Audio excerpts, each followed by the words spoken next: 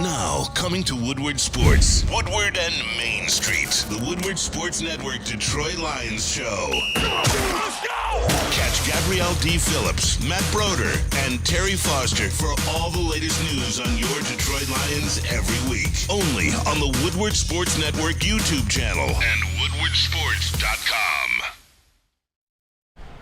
Welcome, everybody, to the Morning Woodward Show here on the Woodward Sports Network. I'm Jeff Iafrate. That is my guy, Sam Flannel. We got the entire crew here today as well. We got JB, Gabrielle D. Phillips, Lucas Klotz, and we even got our good friend, who people refer to as Andre Drummond lookalike, which, you know, I don't really agree with that one. That's a rough one. Jalen, my guy in the back, who will be a part of a new programming, the Broder and Booner Show, which, you know, we'll get all those reads later in the show. But it's great to be back here in the studio. We were at the Detroit Golf Club yesterday for just a great event overall. Had a lot of fun. Woodward Sports was down there all day. But, hey, it's always nice to be back in the studio. It's like going back home. Oh, yes. Who says you can't go home? I love coming back to the studio. But you know what? I love those live events. Obviously, we met a lot of great people. Well, I didn't meet a lot of great people. More like Gabrielle D. Phillips got to interview Mark Wahlberg, David Henry, and Kevin James. I'm kind of jealous, but those interviews turned out fantastic. But those were the elbows that we were kind of like schmoozing. Those are the people we were kind of schmoozing with yesterday. So be jealous, but it was a lot of fun.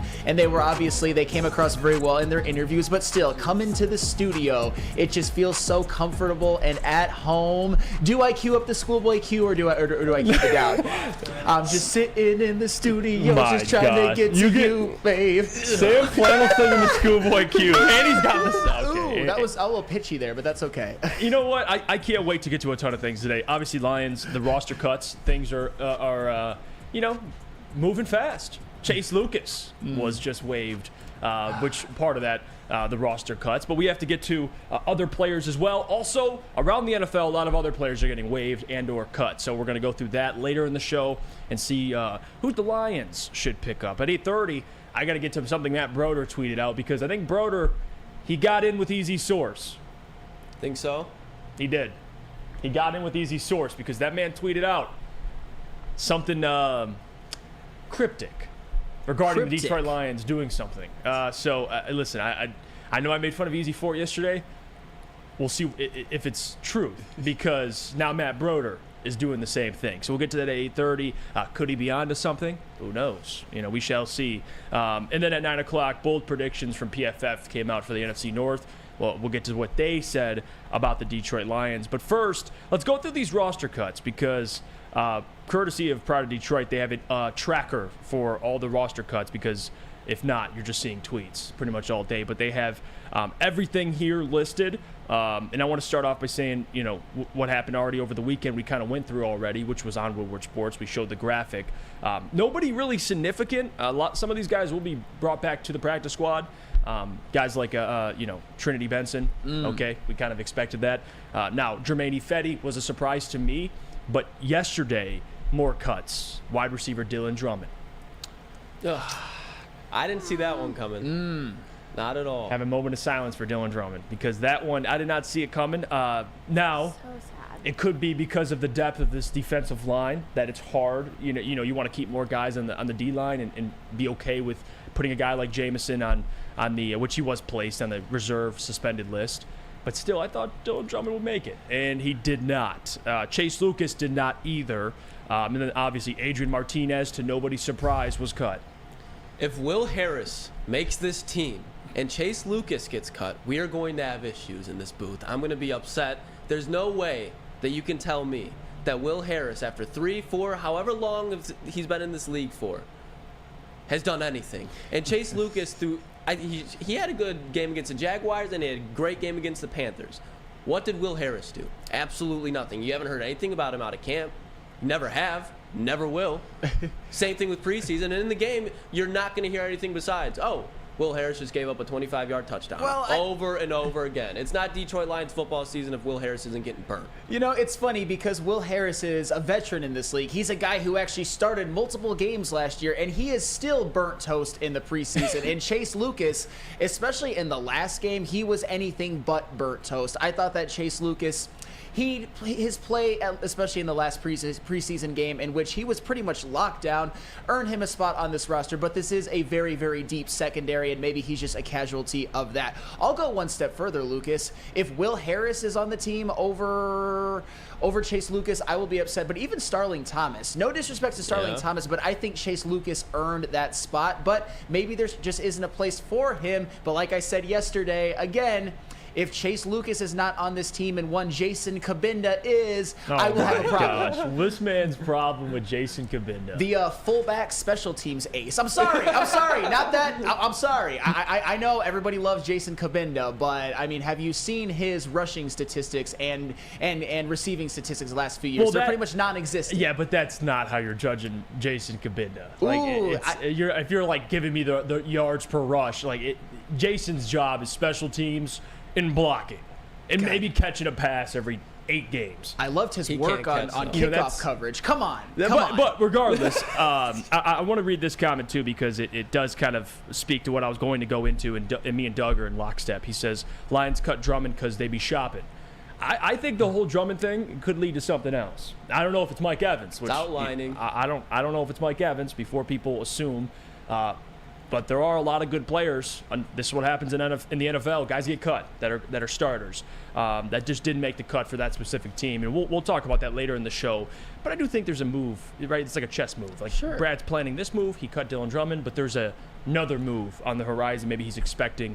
But Drummond's going to be back on the practice squad. I mean, it's not like I don't think a team's going to pick him up personally. I mean, this is a guy who just kind of came out of the scene, came to rookie minicamp, showed out in training camp.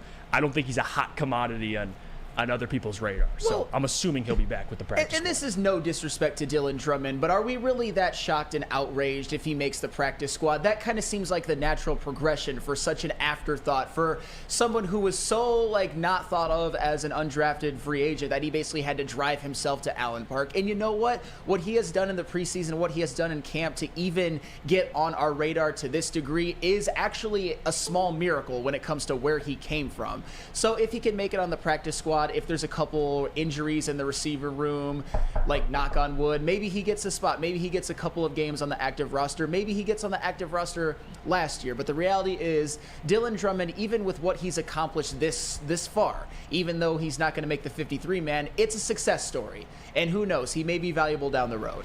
Zachary chiming in. He says, great morning, guys. Great event yesterday. God bless these communities. Shout out, Lucas. You're an OG. You got me crying, laughing. Jeff and Sam are goated, in my opinion. Shout out to Zachary, man. The real one. Shout out. Yeah, no, appreciate that. Big time. Appreciate you joining the show. Don't forget, everybody, if you join in, hit the like button on the video. It does support not only the show, but the network as well. It just helps with the algorithm for the show. Just to get to some of these other comments, Robert says, we started the Mike Evans discussion right here at Woodward Sports. I don't want to say we did, because that's easy. Easy as sources. And the thing is, Bleacher Report put something out last week about it, and they weren't saying that it was happening, but they were moves that would make sense heading into the regular season. And it makes sense. The Buccaneers are going to be going into rebuild mode. They still have a wide receiver in Chris Godwin, and they like what they see out of Trey Palmer from Nebraska. He's been showing out all camp. So for them to move off a kind of hefty contract so they get some flexibility in next year's draft, it makes 100% for them, and it makes 100% for the Detroit Lions, who need another big body wide receiver, especially when Jameson Williams is out. What about you, Gabby? We'll go to Gabby and JB on it. Dylan Drummond cut, Chase Lucas cut. Any surprises? I was a little bit surprised on Drummond, and I spoke to Terry about him at practice, and he was very convinced that this was the storyline for us to be following this year. So it's disappointing to see this journey for him end. We'll see in the next 24 hours if he makes a practice squad. I think there's a very high chance, in terms of the Lions and how he showed up and how he came to the facility, that he wanted to be a part of this team. I think that says a lot, and I think that'll carry over to him being on the practice squad. What about you, JB? You surprised? You mad? Or you're cool with it? You're not bothered?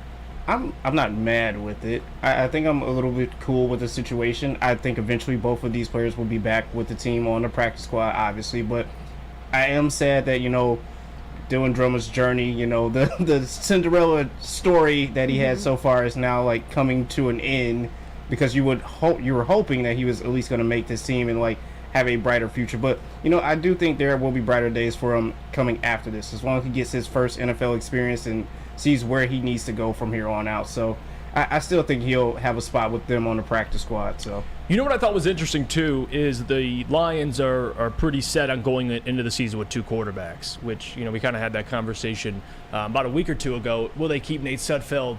And clearly Sudfeld tore his ACL, so which is never a good thing. I mean, hey, we talk about Nate Sudfeld and we poke fun at him, but yeah, you don't want a player to ever tear his ACL. But he was he's no longer on the Lions right now, injury settlement. So right now the quarterbacks, Hendon Hooker, Teddy Bridgewater, but Hendon is obviously on the reserve, the non-football injury list.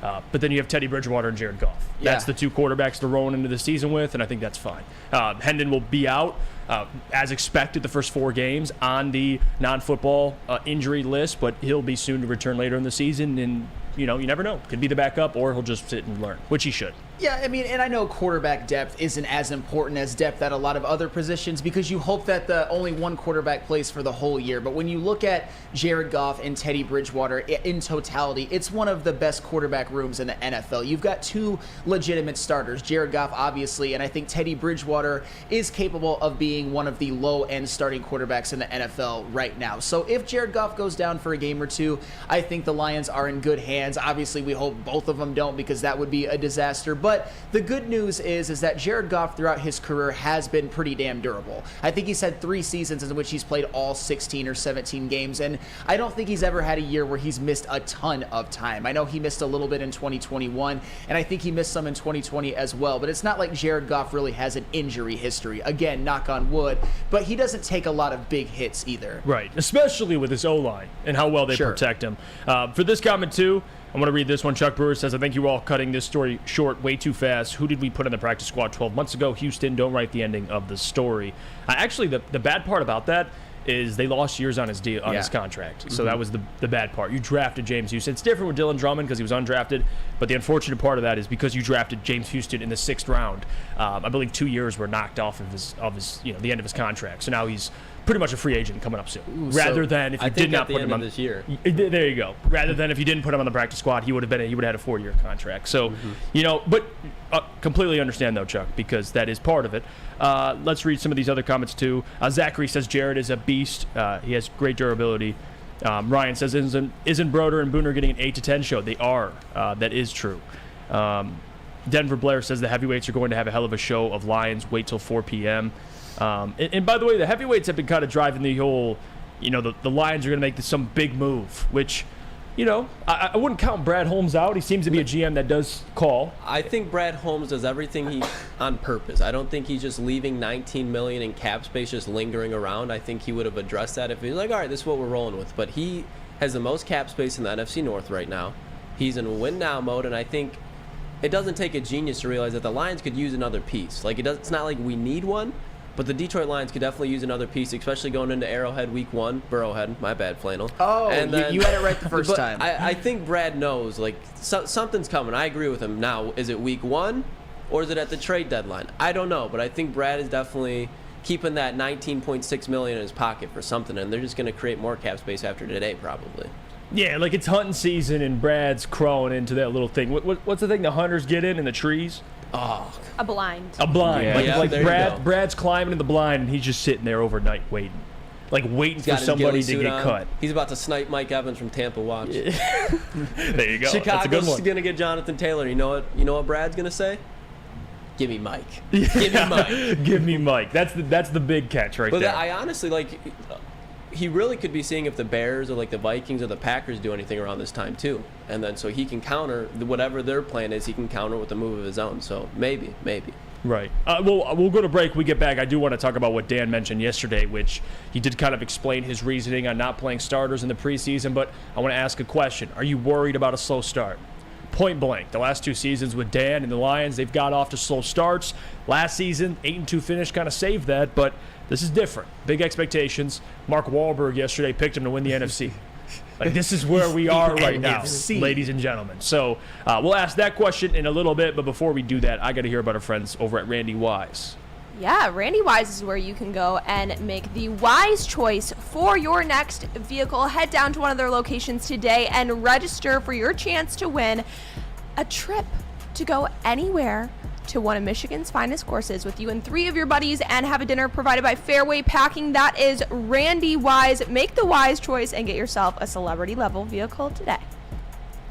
Introducing the Planet Fitness Guide to getting that post-workout glow. Step 1. What's your why?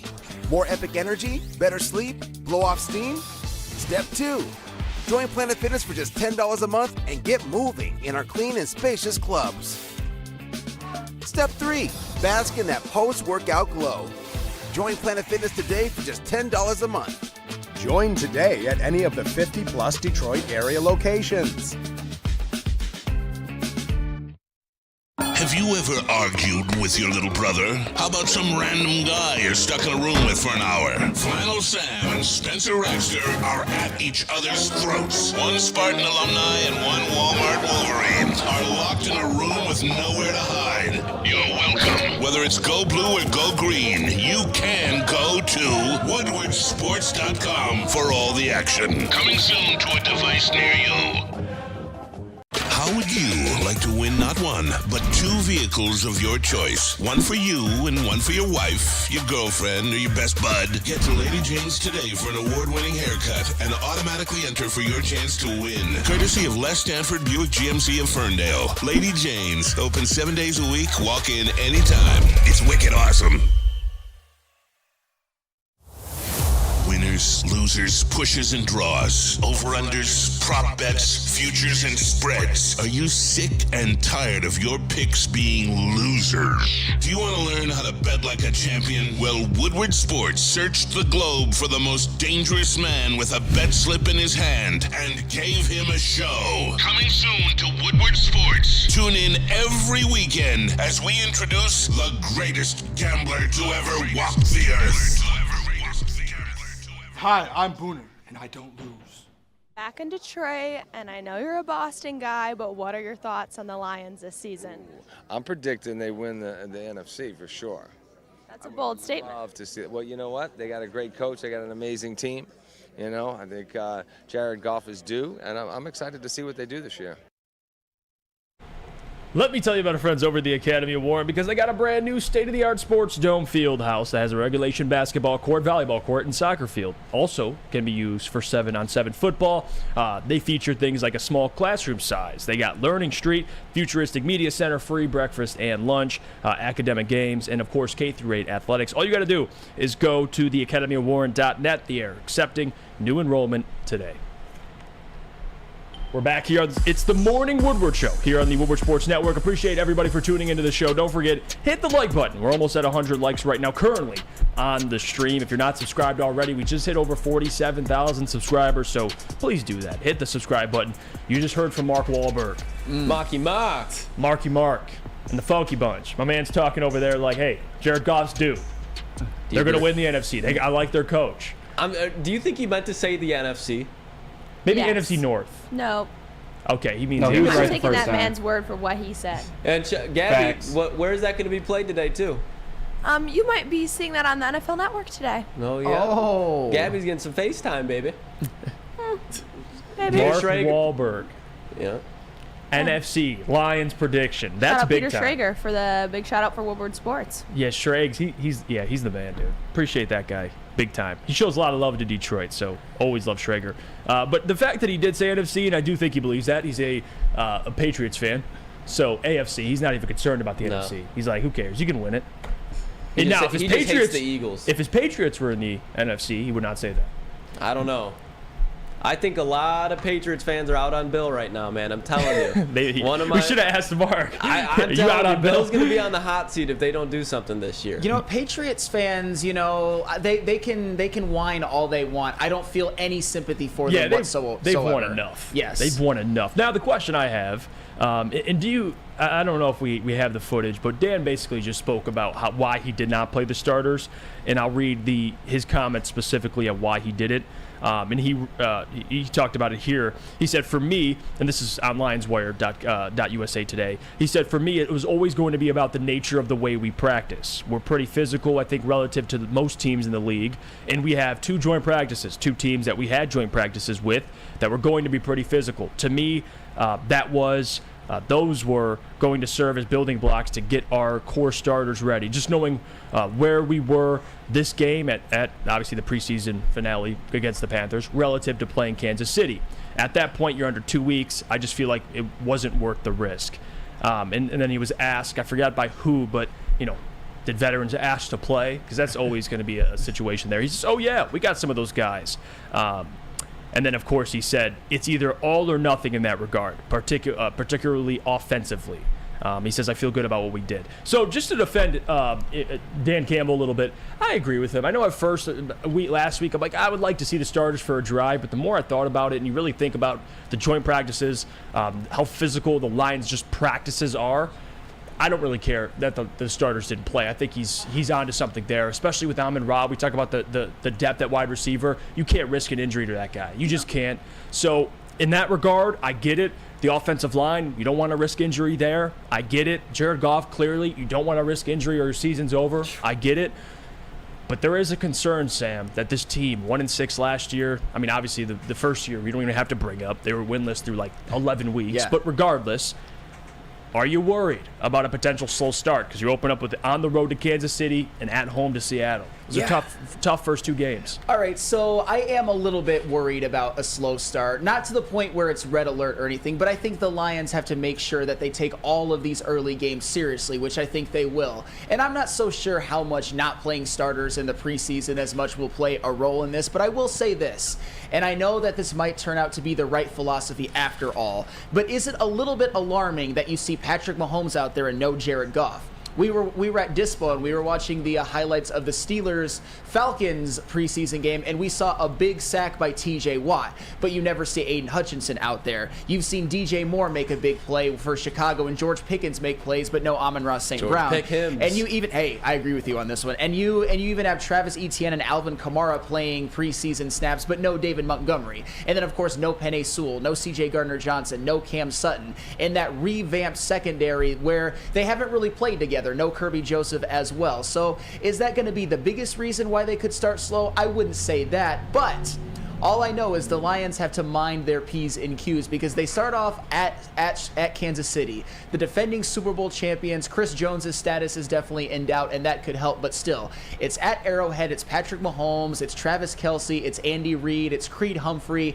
It is the defending Super Bowl champions on the road, one of the toughest environments to play in the league, probably the toughest, and definitely one of the toughest I've ever seen, this version of the Kansas City Chiefs. And then you play home against Seattle, who themselves are fighting for a division berth. I don't think they're going to win it over San Francisco, but this is a 10-11 win team. They brought back Bobby Wagner. They have Tariq Woolen. They've got Kenneth Walker. They've got a great wide receiver trio, although Jackson Smith and Njigba's status is in doubt. That is a game which the Lions also, if they're not careful, the Seahawks could beat them, even though the Lions are at home. Even Atlanta, and for the record, what are you wait a minute. Okay. The Lions should absolutely beat the Falcons, and if they don't, shame on them. But the Falcons themselves, I really like their running game. You know how I feel about Bijan Robinson and Tyler Algier. I think they're going to be fighting with the Chicago Bears as the leading rushing team in the NFL. They've got Chris Lidstrom. They've got Caleb McGarry up front. They've got some guys. And even on defense, and in the Arthur Smith system, which prioritizes running, he was the offensive coordinator during Derrick Henry's 2,000-yard season. Even the defense, they've got some pieces like Grady Jarrett, A.J. Terrell, bring in Jesse Bates, bring in Calais Campbell, bringing in Bud Dupree. This is a team you cannot sleep on. And even going to Lambeau in Game 4 at Green Bay. And I know we want to... Fuck the Falcons. Can we just... Okay, we're not just going to breeze over. All right, fine. Like the Falcons... You can't sleep on an NFL team. But the Falcons, I think the Lions got their medicine last year with Carolina. There's no way that I think they lose to the Falcons. None at all. None at all. No way, no. Like Sam said, though, you can't. That's what I'm saying, Lucas. I'm saying the Lions, if they don't beat the Falcons, like, shame on them. They should, but you can't just dismiss them as nothing. No. I think that they're going to be a tough out, but the Lions will ultimately win. And even at the Green Bay Packers, Lambeau Field, even though I get it, it's been with Brett Favre and Aaron Rodgers, has not been a very, very, and a significantly worse Lions organization, by the way. It has not been a very, very kind place for the Detroit Lions as a whole, besides last year, of course. And even them, they've got a lot of talent, particularly in the running game. name a couple of young wide receivers, and on their defense. They have a lot of pieces. So the Lions, I think that they could start 3-1. I think that would be amazing. At minimum 2-2. But if the Lions aren't careful, they could start the season 1-3. How much it would do with the Lions not playing their starters in the preseason, I don't know. But if they do start 1-3, questions will have to be answered. I don't think they will, but that is a pretty tough slate of 4 games. I know you want to dismiss the Falcons, but still, that is a pretty tough stretch, and you cannot dismiss the other 3 teams. That's fair. Yeah, it is fair. And Jordan, I agree with these comments too. Jordan says, not worried at all. Those joint practices gave the coaches more to see with the starters than any preseason game. I think this was a near perfect plan. Steve Brown says, I think the 2 joint team practices outweigh playing a series in the preseason, which I agree with. And to your point about Patrick Mahomes, the Chiefs didn't have joint practices, did they? No. There you go. All right. There's your answer. Now, for a guy like Kenny Pickett, second-year quarterback, there's your answer.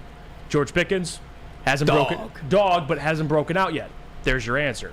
Like, there's always an answer. The Lions, there's already rapport with Jared and Amon-Ra. They've already built that rapport. I mean, maybe Jameson playing, I agree with, but he's obviously he got hurt, so he cannot play. But Jordan Love, like, these guys need reps. Jared Goff has gotten plenty with joint practices. That's the DJ Moore and Justin Fields, sure. They need reps. You know, he just got there a couple months ago. So, like, there you go. There's your answer.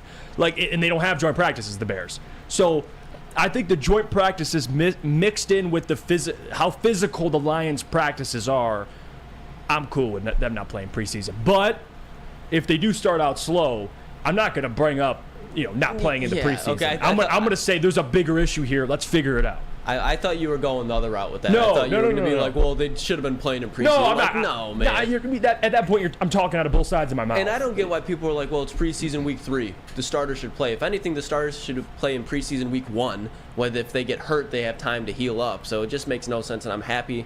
I know Mike Tomlin was like, how can you expect to box without sparring?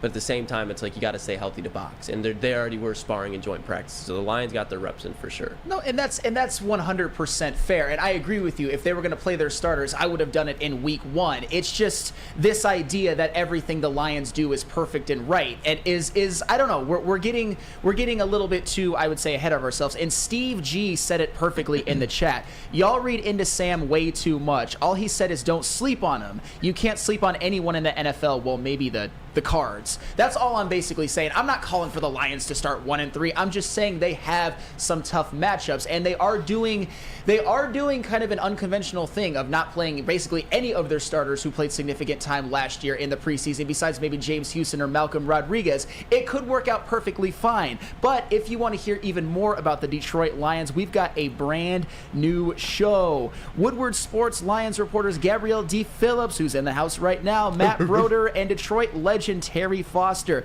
are sitting at the corner of Woodward and Main Street, bringing you the latest inside information on the Detroit Lions. Episodes will be coming to you 2 times a week all season long on the Woodward Sports Network YouTube channel on Sundays from 8 to 9 a.m. and Tuesdays from 7 to 8 a.m.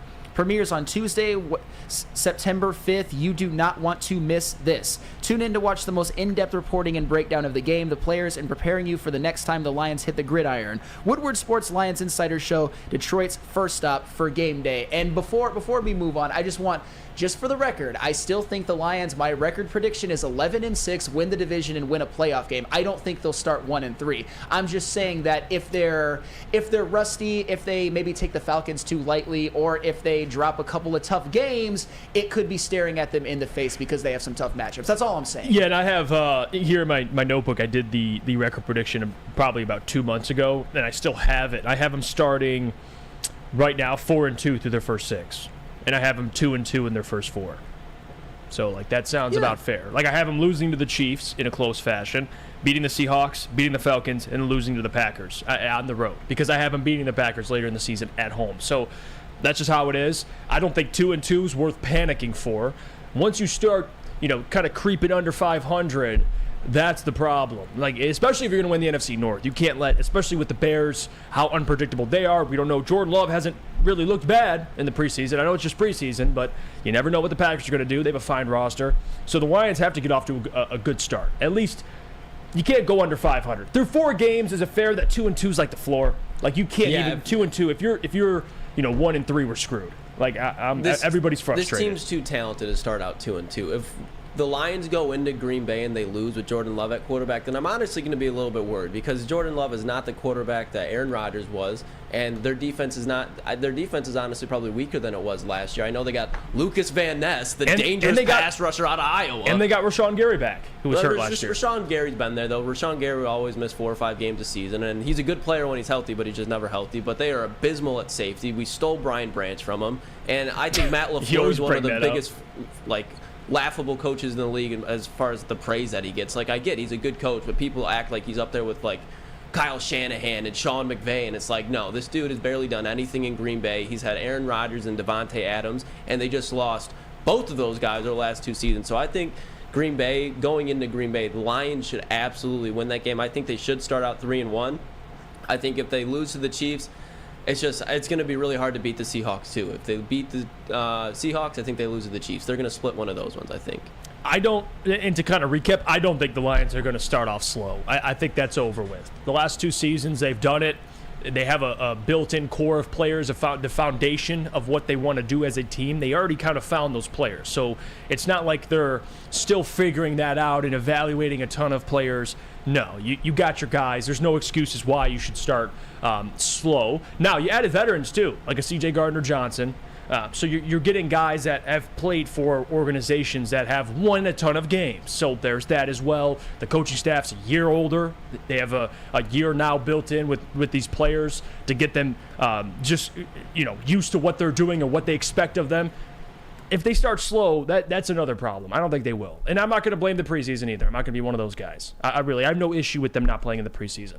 I don't. I think health is everything. Sure. Rather than getting a couple reps, to be honest with you. And the Lions have pretty much had a clean bill of health with all their significant players. And I guess in that regard, the preseason thus far, well, the preseason's over, but still going into the regular season, it is a win because we would take that 100 times out of 100. I just hope that they start the season strong. I think that they will. I think at the absolute worst, 2-2. But then you got home against Carolina and at Tampa Bay, so then you'd hope that would turn into 4-2. I'm just saying to not take any team lightly like the Atlanta Falcons, and I don't think they will. I don't think that's their mentality. Especially how wide open the NFC North is. Sure. Like I know the Lions are favored, and as they should be, but let's not act like every other team will win more than 7 games. Sure. Like I could see the Bears winning 7-8. The Packers could win 7. The Vikings, I don't think they're going to win 2 games. I think the Vikings are going to be mid, but still.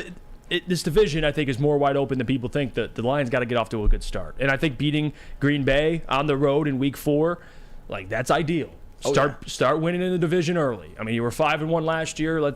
You would like to do that again this season. But regardless, when we get back from break, I want to review something Broder tweeted out because he was putting out his Brian Windhorse yesterday on Twitter, you trying to connect the dots with what the Lions are doing. So we'll bring that up, we'll react to it, all that and much more. But I got to tell you about our friends over at SMA because the sports marketing agency helps spread awareness about mental health and substance abuse. Their new podcast, this is the S Word, helps fight the stigma about seeking help. If you or someone you know is struggling, head to thesportsma.com. It's thesportsma.com for more information.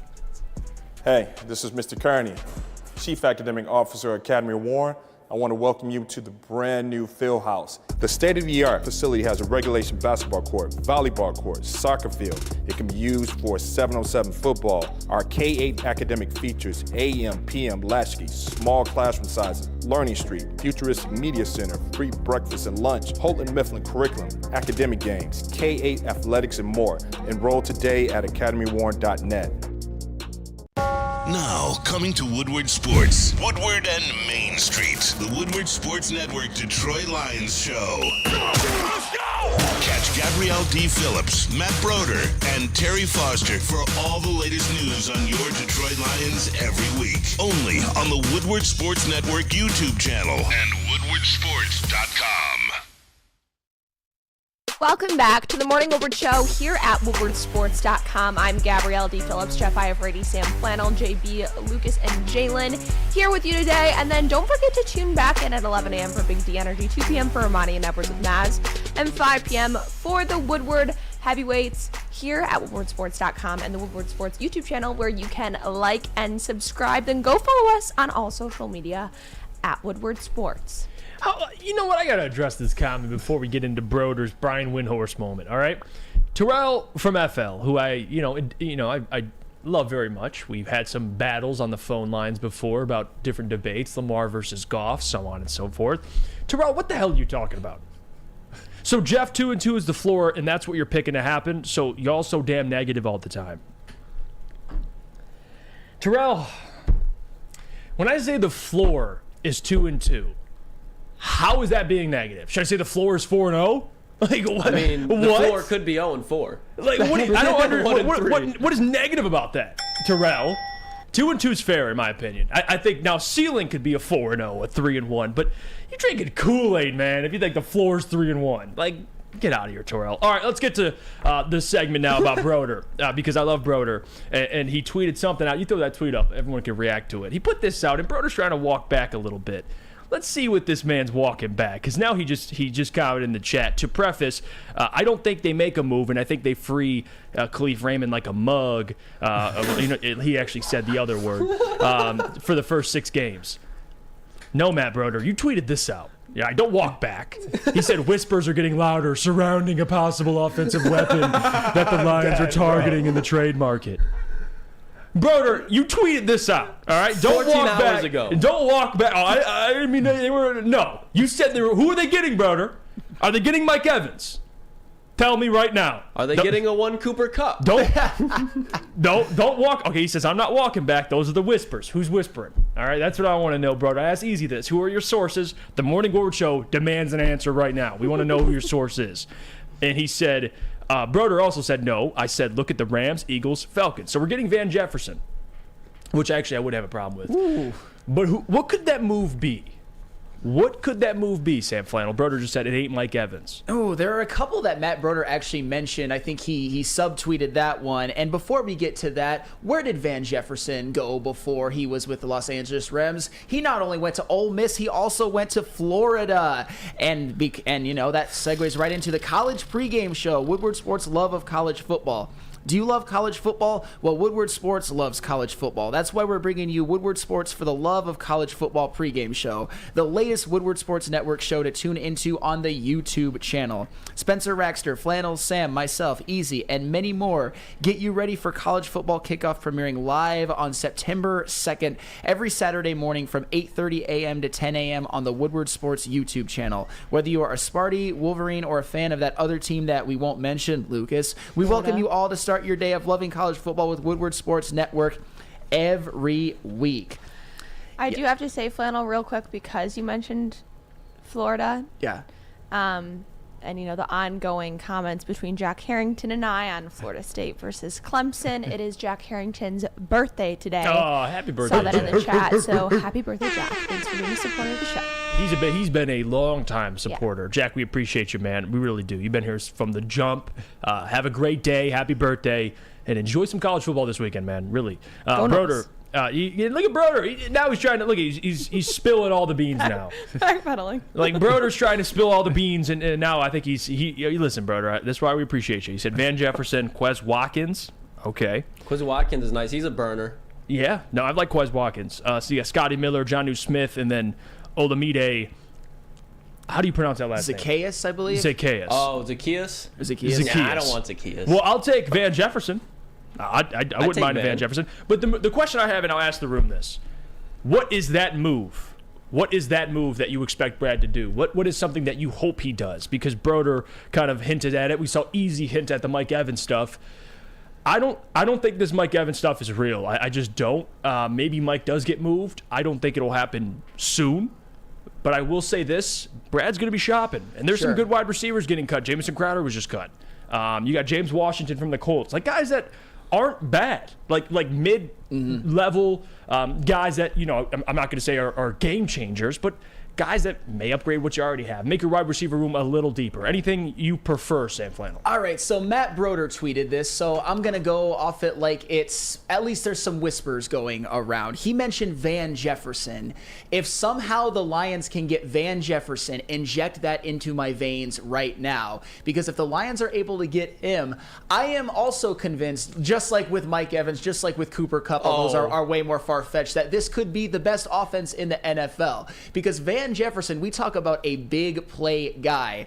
And in 2021, he had 802 yards on 16 yards per catch. A very, very impactful player on a Super Bowl team. And even last year with an injured Matthew Stafford for most of it, had 369 yards in 11 games, 3 touchdowns. He's basically a lifetime 15 yards per catch guy. The dude is an absolute burner and a big play threat, and I would love for Van Jefferson to come to the Detroit Lions. Of course, if they could work it out, if they could get a trade, if the financials would match up, and if Brad Holmes wants to do it. He also mentioned Quez Watkins. As you guys said, Quez Watkins is a guy I wouldn't mind either. Like you said, another burner, another big play threat kind of a guy. He had a big year in 2021 by his standards. Last year his numbers fell off, but that also coincided with A.J. Brown coming to the team. Your numbers are going to take a dip when you get a number 1 wide receiver. And then, of course, you have Devontae Smith, who's one of the best number 2s in the league. And then another name that was mentioned, what about Rondale Moore? I'll tell you what, I was a big Rondale Moore fan in college. He's one of the most electric college football players I have ever seen. That man's a weapon. Just a weapon. State fans know about him. Oh, dude. Rondale Moore single-handedly destroyed Ohio State in that game. And I'm not saying that to dunk on you or anything. No, that's fact. That was one of the most painful games to watch because it was a night game. Yeah.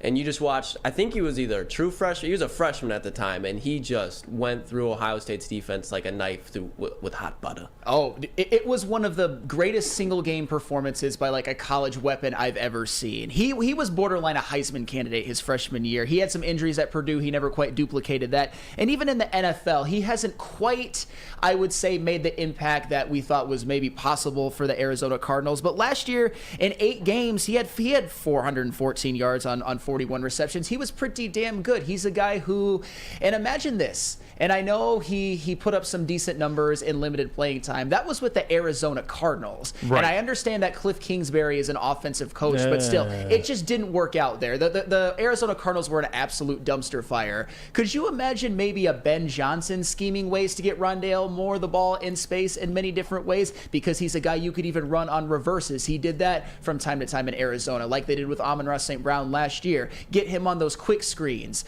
Rondale Moore is one of those guys that you could almost pencil in the Ben Johnson system. I would say a couple of big plays of maybe 40 or 50 yards. And he's even a guy you could maybe use in the return game if they don't keep Maurice Alexander. So I would say Rondale Moore, Quez Watkins, and Van Jefferson are the ones on Broder's kind of list of guys who, at least, I don't know if they're guys that have been whispered about, but those are guys that Brad Holmes has either scouted or worked with recently. And I think those are the 3 that I would want, and I think they would very much help the Detroit Lions. I would say Van Jefferson would be my first choice, and then Rondale Moore, and then Quez Watkins. Out of all those. So let's do something fun today, because at 8:45 I want to go through some cuts around the NFL, and we'll give a yay or nay. We'll say, should the Lions take a peek at them, or should we pass? We'll do that in a couple minutes here. But before we do that, I got to hear about our friends over at Lady Jane's. Lady Jane's, where I get my top end haircut, which I got a few weeks ago. So I should be going back soon, and we're back in the studio. So if I want to go to Lady Jane's, I can just walk right across the hallway. And you guys should go into Lady Jane's too. And how would you like to win not 1, but 2 vehicles of your choice? One for you and one for your wife, your girlfriend, or your best bud. Get to Lady Jane's today for an award-winning haircut and automatically enter for your chance to win, courtesy of Les Stanford Buick GMC of Ferndale. Lady Jane's open 7 days a week. Walk in anytime. It's wicked awesome. Gabby is a college student struggling to study for her big exam. Then she discovered Syntron, a healthy way for her to stay awake and focus. Jennifer frequently has chaotic days like this until she gets online, orders some Syntron, and finds her groove. April visited her local grocery store, purchased a case of Syntron, and entered to win the Syntron 100K Vegas giveaway. Pick up your case of Syntron today at any Meijer location or visit drinksyntron.com/Vegas and enter for the 100K Vegas giveaway.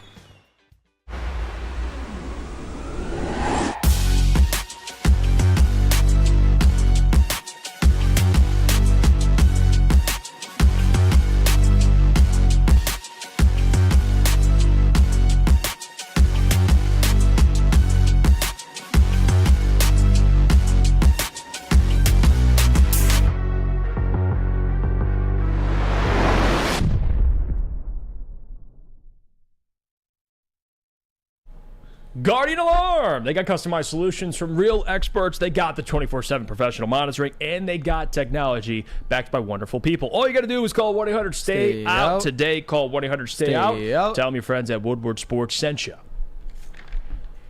And we're back. It's the Morning Woodward Show here on the Woodward Sports Network. Don't forget, if you're watching on YouTube, hit the like button on the stream. We're almost at 150 likes. We appreciate every single one of you for tuning into the show, showing support, showing love. Don't forget as well, if you can't watch the show live, you can always catch it any podcast platform you listen to podcasts. Morning Woodward Show, leave a 5-star review. You can check out our website as well. Merchandise, articles, it has everything. WoodwardSports.com. Let's get into it. NFL. And JB, you can drop a beat for us because we'll have some fun with this one. Roster cuts around the NFL. 33rd team came out with their list. Ari Mirov, who does really good work, went through and actually has every team in the NFL has all the cuts they made so far. Now, we'll go through some players, and one team that seems to be cutting everybody and their sister is the Houston Rockets. They're cutting everybody. Texans, you mean? Or, excuse me, the Texans. They're cutting everybody. I thought I corrected you there for a second. Cutting everybody. Christian Kirksey, cut. Desmond King, cut. What do we think? I like, listen, Desmond King from Detroit, Michigan, by the way. I'm all for it, especially with the Emmanuel Mosley stuff. Emmanuel Mosley, he's coming along nicely, but that quarterback 2 position still a little question mark. Sure. You got Jerry Jacobs, who I like a lot, but Desmond King I love. And I wouldn't mind if Brad took another DB just to have another corner. What do you think? I mean, Desmond King, I would probably take a flyer on him. I think that he would walk right in and probably be your second best pure corner, at least while Emmanuel Mosley is still down with injury. And even when Emmanuel Mosley comes back, he basically didn't have a training camp because he's still recovering. I've said, and this isn't no disrespect to him because I love his story and I think he's a very good player. I think that cornerback 2, if it's Jerry Jacobs, is a little bit of a weak spot on that defense, at least as of now. Desmond King, he would be that guy to fill that void. So if I were Brad Holmes, I would at least take a look. What about you, Lucas? I like both the names you brought up. Christian Kirksey, he's an athletic interior linebacker that obviously the Lions, they're pretty stagnant at as far as where the talent is, but he's a veteran that could come in and kind of have that Anzalone impact. Now, do I think that's a move they'll make? Absolutely not. I think they're content with what they have at the linebacker position. But now when you talk about Desmond King's a guy that I like a lot. He's a man-to-man corner that's had success wherever he's went in the NFL. When he was in LA, he had success, and now that he's in Houston, he's had success. So I think he'd be a guy that I really would like the Lions to look at for sure because he's a press man corner. Yeah, and for people saying, well, we don't need more corners. Well, you might. To be honest Lucas with you. is gone. Yeah, like, and I know Stephen Gilmore, Will Harris. Yeah, like Desmond King should be the Will Harris replacement. Mm-hmm. Like that's my point. Now because they still have plenty of guys they need to cut still, but Brian Branch, preferably you're going to play him in the nickel. C.J. Gardner-Johnson, Kirby, Tracy, those guys are safeties. Now, ideally, you wouldn't want Brian Branch to play corner. He can play corner. I will keep saying that. But if you get a guy like Desmond King, he can play corner too. So that's kind of my thought process on it. Let's get to receivers because a lot of receivers were cut. And Lucas had the balls to bring up N'Keal Harry before the show. Okay, add the context. No. You explain. This is what I said. N'Keal Harry's a guy that if we threw like a minimum at, I wouldn't be mad at. You know what he is. He's not going to come in and be the 4th receiver, but we're talking about I would rather have N'Keal Harry on the field than Chase Cota. Like, I would have more confidence there, and that's not a diss on Chase Cota, but that's just facts. Like, I'd rather have N'Keal Harry on, like, a mill going out there, and I have more confidence in him. He's a big-body receiver that maybe Brad can tap into that potential a little bit, but, I don't think N'Keal Harry, like you said, you'd rather have Kenny Galladay. Absolutely not. Well, absolutely not. Here we go with your Lucas. Guy, Kenny Bring Galladay. up the context. I said I would rather have Kenny Galladay over N'Keal Harry. Yeah, that's what I'm saying. I'm saying absolutely not. I'll tell you one thing. I would rather have Drummond over N'Keal Harry. Maybe. I don't think you understand how bad N'Keal Harry is. He's been on like 4 teams in 5 years. I'm not saying he's some world beater, but he is definitely like he's better than Chase Cota. I don't have doubts about that. All right. So to say that I wouldn't mind N'Keal Harry on like a minimum because he's better than Chase Cota is not outlandish. It's not outlandish at all. How dare you take a shot at Chase Cota? I'm not. I'm defending my take. You'd rather have Kenny Galladay than Chase Cota, apparently, to you. No, well, yeah. No, what? Like, what are we doing here? If Kenny Galladay were to drop a ball Sam, in step Ford in Field, here. bottles are being thrown at his head. Not literally, but he's gonna. N'Keal Harry.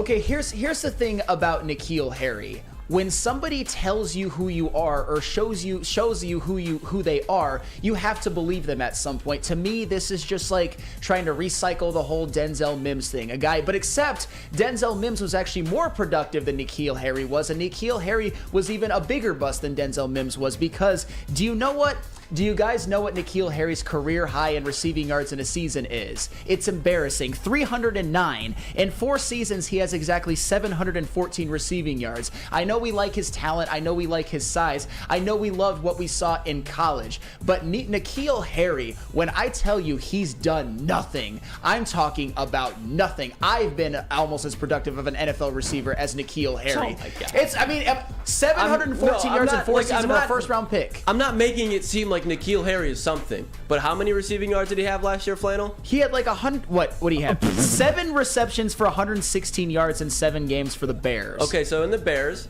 I would say in the Lions, he'd probably get about 20 catches and about 300 yards. That is what I'd say he'd do if he made the roster, and I don't think that's literally just for depth. No, it's not. They're paying a minimum. I said if you pay the minimum for N'Keal Harry, it's not terrible because he can go out there and get you 200-300 yards. N'Keal Harry. You know what? You know what? No. Go ahead. No. N'Keal Harry, Lucas. Dude, you would rather have Kenny Galladay back in Detroit. I would rather have Sam Flannel lining up at receiver over N'Keal Harry. I'm not saying this is my number 1 signing. What I'm saying is it wouldn't be terrible. All right. I'll let it slide. All right, but you don't have to let it slide. You don't have to let it slide. I'll stand by it. I'll stand by it. Before we move on really quick, JB, if we want to talk about the odds of N'Keal Harry coming to the Detroit Lions, or his over-under in receiving yards for this season, probably about 42.5. Where can you go? Who can advise you? Where can you go, or who should you go to is a better question. There is one man at Woodward Sports to go to when you need the lock for college game day. If you should take the under for the Bears on Sunday, or if you just need to know how many glizzies Joey Chestnut is going to house this year. And that man is Booner of Woodward Bets. Have no fear, Booner is locking in all football season to bring you the best picks only on the Woodward Sports YouTube channel. Saturdays at 11 a.m. and Sundays at 11:30 a.m. Premiering live September 2nd.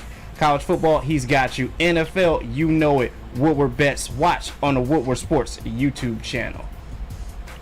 And more on some of these guys getting released from the respective teams. Another one is Max Duggan, who, the 7th round pick. I'm not saying this isn't Lions related right now. This isn't Lions related. This isn't Lions related, Sam. This isn't Lions related. I got to say it 100 times. Max Duggan, though, what a run. Drafted in the 7th round. But yeah, 7th round. Now he's cut. He'll probably be on the practice squad, but we kind of expected that. I wanted to just mention that because, again, Max Duggan, you would know a lot about Max Duggan, right? As a Michigan fan, you should know everything about Max Duggan. Oh, yeah. The TCU beat Michigan in the college football semifinals. You should know him very well. I understand that. Like very well. Well, I also know that he will never throw an NFL pass in his career. So congratulations. Congratulations. But you know him very well. Oh, I do know him well. My hair knows him very, very well. What about wide receiver James Washington? Is it even like... I know he's like... But he had that 1 year in Pittsburgh at like 800 yards. Like, he's solid. And that was like 2 years ago. Again, I'd do it if we threw like a minimum at him. I wouldn't be willing to break the bank for him. I would be more happy with him than N'Keal Harry. But there you go. James Washington. He has more of a deep threat than N'Keal Harry. All right. But I still wouldn't break the bank for like he'd be It wouldn't, as Spencer says, it doesn't really do anything for me. It doesn't move my meter. JB, could you get the phone lines working? Yeah. All right, Terrell, you call up. We can have a conversation. You call the number. I'll put it in the chat for those who don't know, and we can have a conversation. I'll take phone calls. If you guys want to call into the show, we'll take phone calls. We'll do it. Let's get into it. Because he's calling me out there in the chat there. Call up. I want all the smoke. All of it. Hoop Hearted says, it's not the Lions' job to rescue all these released players. I don't hear Sarah Yeah, singing in the background. For just $3 a day, you could support these unwanted players. Well, who farted? The point is, yeah. The Lions are going to sign somebody. Yes, they're going. We're discussing who it could potentially be. That's all that's happened here. Yes. Yeah, and by the way, I'm not saying, because people, of course, Woodward Sports, we tweet out, should we sign this person? Should we sign this person? Should we sign this person? They hate it. And they hate it. But this isn't about that. I'm not saying we should sign all these players, but would you all agree that Brad's going to have to be somewhat aggressive on this market? Or just in general, on the trade market, he's going to try and acquire a wide receiver. I believe that. Yeah. So... What, you don't? No, I mean, I would agree with that. It's just that as the roster is presently constructed, they're still a playoff team. They're still going to win a playoff game, in my opinion. So it's not like they're a poverty franchise or anything. But Which is fair. But there are some, I would say, depth pieces that could be added. I mean, we've talked about a couple.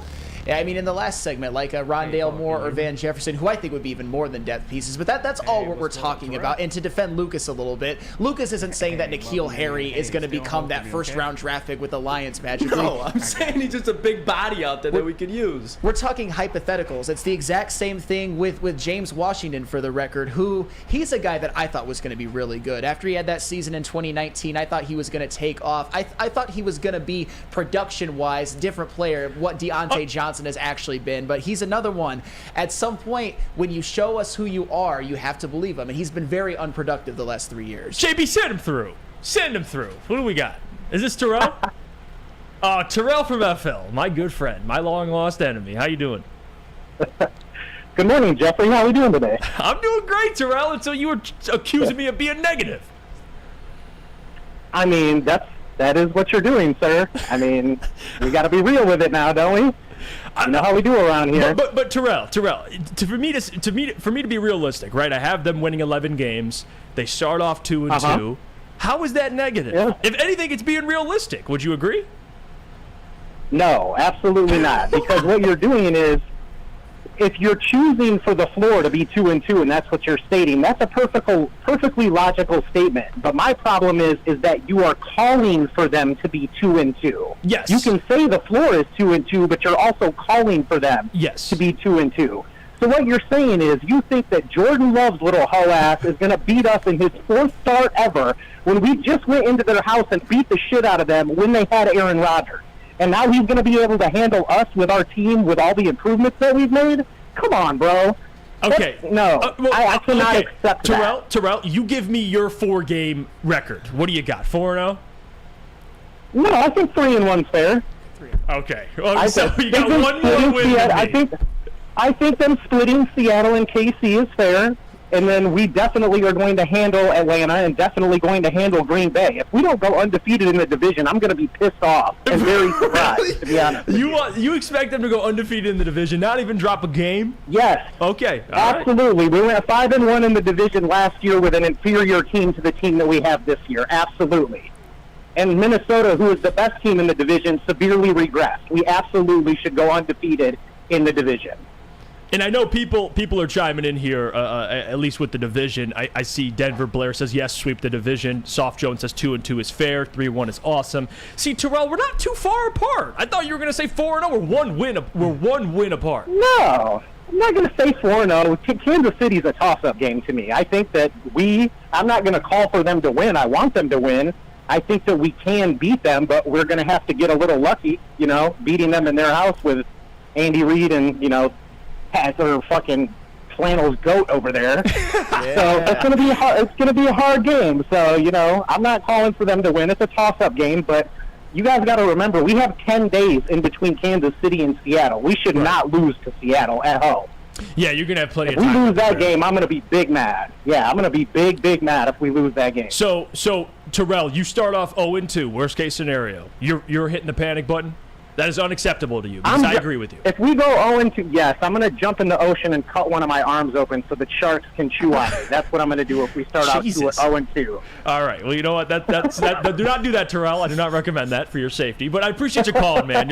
You're the GOAT. Again, I appreciate you. Even though me and you have back and forth banter, sir. I do appreciate you, Terrell. I do. Oh, I love you, Jeff. You're my favorite. All right. Take care, Terrell. Call back soon, man. Thanks for turning the phones on, buddy. No problem. Take care. Well, there you go. That's Terrell. Terrell from FL. My enemy, but I love that man. He's great. We'll go to break. When we get back, I do want to get into some bold predictions per PFF. You guys are going to want to see what PFF listed. In the NFC North, we'll react to every team in the division, what PFF thinks they will do. But before we do that, Sam Flannel, I got to hear about our friends from 5 Iron Golf. Absolutely. Play, practice, and party at 5 Iron Golf, located inside of the Cambria Hotel in downtown Detroit. Downtown's newest sports bar has 13 TrackMan simulators, certified instructors, and a full bar and restaurant. Mention promo code Woodward at checkout for 50% off your first visit, and visit 5irongolf.com to tee up good times. Woodward Sports Network is also participating in a Thursday night golf league on the simulators with fans. It continues again this Thursday from 5 to 7 p.m. Myself, I've done it. Jeff Iafrate's done it. Lucas Klotz has done it. And it is so much fun to go out there and meet everybody, even if MF and Gesture had to actually show me how to golf a little bit. So I give you a lot of credit for that. And yes, you guys can all come too. And this league is hosted by 5 Iron Golf and co-presented by Mark White and Associates, who is also there, and Long Drink Alcoholic Beverage, which they serve there, which is really damn good. And you can go there anytime, especially in the golf league, or if you want to find out any information, go to 5irongolf.com. Your home is your most important asset. Flexibility in the sales process is key. When you work with Mark White and Associates, you can cancel at any time, for any reason, without penalty. Speaking of flexibility, check this out. Who you work with matters. Hire the best broker in the game.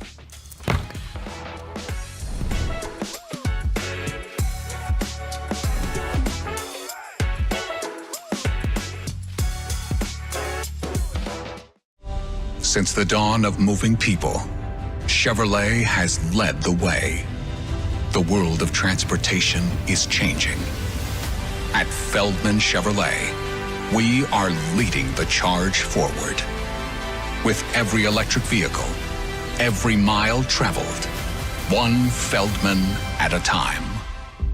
The company that puts more Chevys on Michigan roads is now the #1 name for Chevy electric vehicles. Have you ever argued with your little brother? How about some random guy you're stuck in a room with for an hour? Flannel Sam and Spencer Raxter are at each other's throats. One Spartan alumni and one Walmart Wolverine are locked in a room with nowhere to hide. You're welcome. Whether it's go blue or go green, you can go to woodwardsports.com for all the action. Coming soon to a device near you. How would you like to win a $100K Vegas getaway? Well, take your closest friends and live it up in the city that never sleeps. It's the Cintron Energy. Drink it and live it. Again, that's the $100K Vegas getaway. All you got to do is go to drinkcintron.com/Vegas. Buy Cintron at your local Meijer store. Again, drinkcintron.com/Vegas. We're back. It's the Morning Woodward Show here on the Woodward Sports Network. Don't forget, hit the like button. We're almost at 200 likes, guys. And we appreciate you guys for supporting the show. You could have been anywhere else, but you're here with us, so we appreciate that a ton. Jeff Iafrate, Sam Flannel, JB, Gabrielle D. Phillips, Lucas Klotz. We got our boy Jalen chilling with us as well. Packed show for you guys. We got to get into these PFF predictions because we don't really use a ton of PFF stuff. But I like PFF, but I don't like to use it as the end-all, be-all. But they did have some predictions that I thought were interesting. Lucas sent this yesterday, and they went around. They predicted something for the NFC North for every team. And you're going to want to see what they did for the Lions. So do you have those, Lucas? Hold on. It's all good. Don't worry about it. Let's read some of these comments. Caston says, first-time caller, short-time listener, how much of the future would you mortgage for a top-tier player? 2 firsts for Kupp or a third for Chase Young? I'll hang up and listen. Well, I would say a third for Chase Young is intriguing. Give me a third for Chase Young. Are you joking me? 2 firsts for Kupp is tough. I'm not paying 2 firsts for Kupp. He's injury prone, and for 2 firsts is a lot. Like you see receivers like Mike Evans. We talked about. I'm not giving up a first for Mike. Well, so why would I give up 2 for Cooper Kupp? Well, and the funny thing at this point in his career about Cooper Kupp is both things can be true. at his peak, he had the greatest single wide receiver season ever when you count regular season and playoffs. But he's also only had 2,000-yard seasons in his career, and a couple of those seasons were cut short by injuries in 2018 and last year, in which he was on pace for 1,000 yards, and I believe he's on the wrong side of 30 at the moment. If not, he's close. So a first round for Cooper Kupp, or two first rounds for Cooper Kupp, absolutely not, although of course in a vacuum I would love to have him here. I agree with you about third for Chase Young, though. Inject that into my veins as well. That is a top 10 defense loading if that happens. And I see this one here. Herb says, sign Sue, trade for Evans, and let's roll. Sue, and I know we've always talked about Sue in like a non-series fashion, but I would love Ndamukong Suh back. I would love that man back. Now, I don't think it's realistic. I don't think he's signing here. But again, you can't deny that having a guy like Ndamukong Suh back on this roster would be great. You can't deny that. Hoof Artist says PFF's pretty good. Their rating is more valuable, accurate than any other single stat you can come up with. That is true, and I like using PFF for offensive linemen, to be honest, and defensive linemen, guys that, like a John Kaminsky, for example, a guy that, you can't really measure just based off strictly statistics, but again, somebody that if you go to PFF and you get to see their value, I think it measures well. I don't like certain things, like Andy Dalton, I believe, was like a top 10 PFF a rating for all quarterbacks. Like, that stuff doesn't really make any sense. But again, it depends. I always say I don't like to use PFF to make my arguments, but I don't mind sprinkling a little PFF to kind of make it a little smoother. Sure. All right, that's how we roll. The guy that's done everything, chiming in here, he says, Holmes likes one-year deal. Sue is definitely most realistic in my eyes. They're in win-now mode, and that is true as well.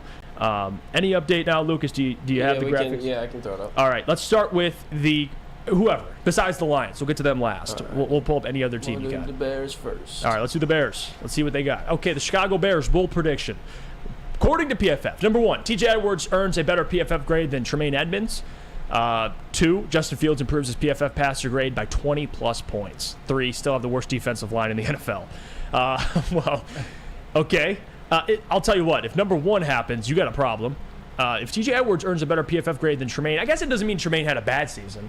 But Tremaine Edmonds, you signed that man to a bag. He should be your best player. But this is bold predictions. Well, here's the thing, though. TJ Edwards actually last season had a higher PFF grade than Tremaine Edmonds. And TJ Edwards, unlike Tremaine Edmonds, that was actually a pretty cheap deal for him. I would say a very cheap deal. And Tremaine Edmonds obviously was not. And the difference between TJ Edwards and Tremaine Edmonds last year was Tremaine Edmonds against the run, according to PFF, we're talking PFF here because this is what we're going off of, was very, very mid, maybe even bad. 56.5, and TJ Edwards was 83.4 out of 100, which made TJ Edwards' overall PFF grade about 6 points higher than Tremaine Edmonds. So it wouldn't shock me at all. I think they could both have very, very good years, and I think TJ Edwards is very, very underrated, and maybe Tremaine Edmonds, although I think he is a better player, maybe slightly overrated and certainly overpaid. So I think this one's going to happen. Let's get to the next one here. That was the Bears. Let's get to the Vikings or the Packers, whatever you put up first. We'll go with the Vikings. All right, let's go with the Vikings. And for the Vikings, PFF writes here, number 1, Christian Darrisaw is an all-pro left tackle. I mean, that's not surprising. It could be. If he is, I would not be shocked. No. Love Darrisaw. He's one of the better left tackles in the NFL. 2, Jordan Addison makes a strong offensive rookie of the year case, which I did draft him in fantasy, so maybe I'm speaking a little selfishly. I can see that too. Yeah, I mean, you got to think he's filling in that Adam Thielen role, and he's better than Adam Thielen right now. Yeah, I would agree with that. I think Jordan Addison, I don't think he's the most talented receiver in this class, but you can argue that he's in the best situation out of all of them, because say what you want about Kirk Cousins, he will give you numbers. He will put up passing yard numbers, especially this season where I think their defense is going to be even worse than last year. And Justin Jefferson's your number 1. He's going to get double teamed. And I think this version of Jordan Addison right now has potential to be better than last season Adam Thielen, or more valuable. He's filling a need. I mean, KJ Osborne is obviously your 3, and I think if Jordan Addison breaks out as your 2, I think he's going to have a good year. I don't think he'll be in the offensive rookie. I don't think he'll win offensive rookie of the year, but Would it shock you if he got between 800 and maybe 1,100 receiving yards? It wouldn't shock me. No, it wouldn't shock me. And you know what else wouldn't shock me is the third thing they have listed here. Defense remains a bottom third unit. Yeah, it wouldn't shock me. And I love Brian Flores, but, you know, you're given a gourmet chef dollar store materials to work with. Like, I mean, he could try and cook up the best possible meal, but you don't got much to work with there, especially now with the departures this offseason. Lucas, what do you think of those three?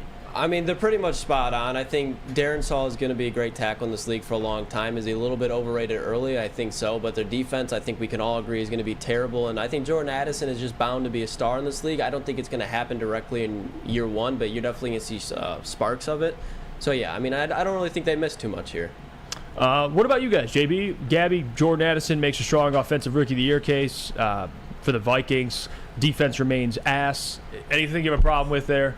Makes sense.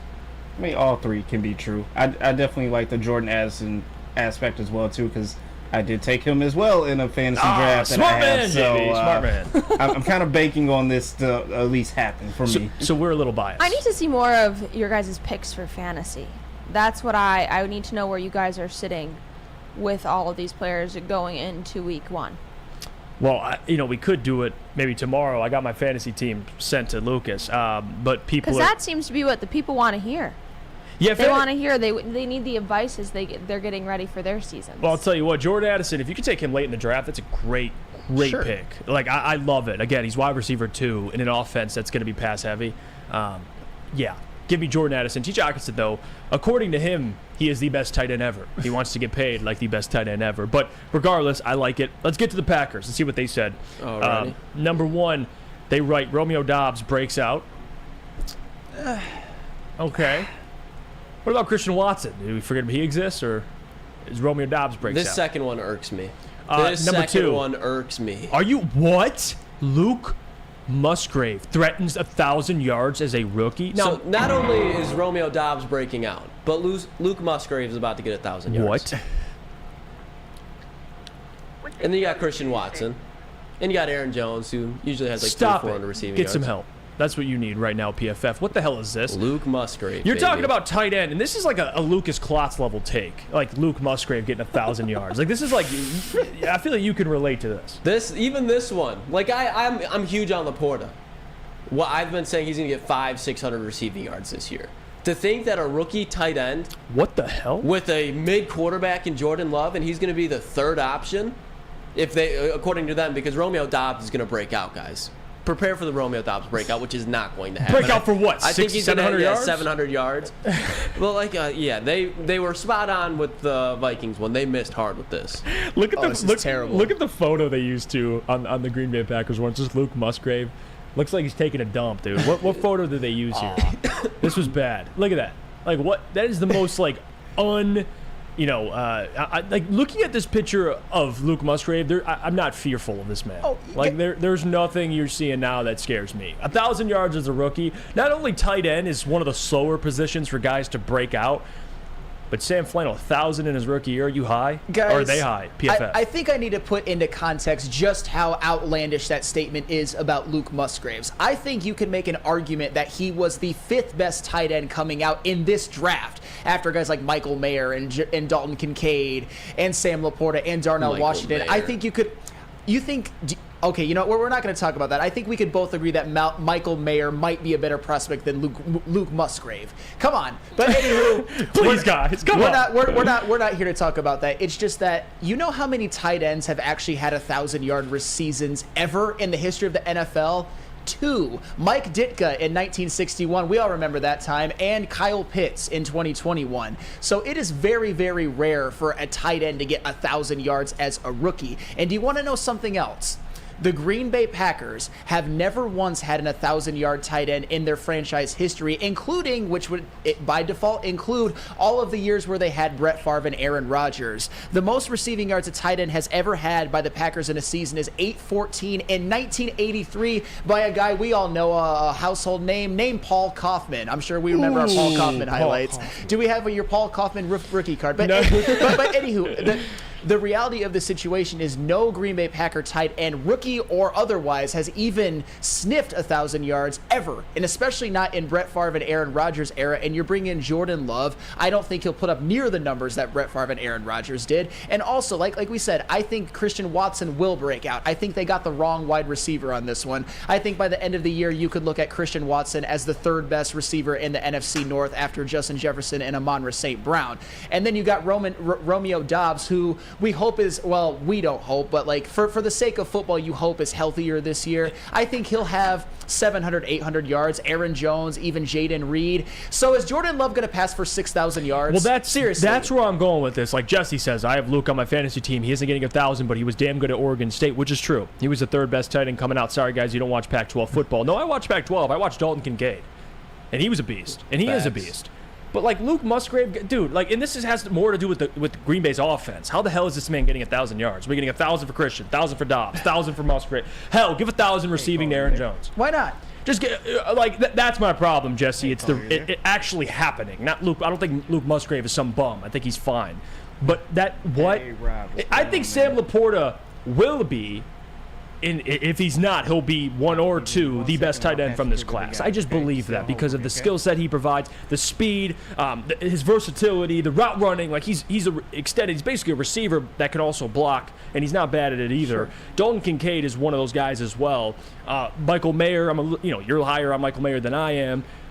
But I don't even think Sam Laporta is going to hit close to 1,000. I think a good rookie year for Sam Laporta is like 500 yards. I'm cool with that. Like that's a fine year. Close to 1,000? $50 million. Who do we got? $50 million.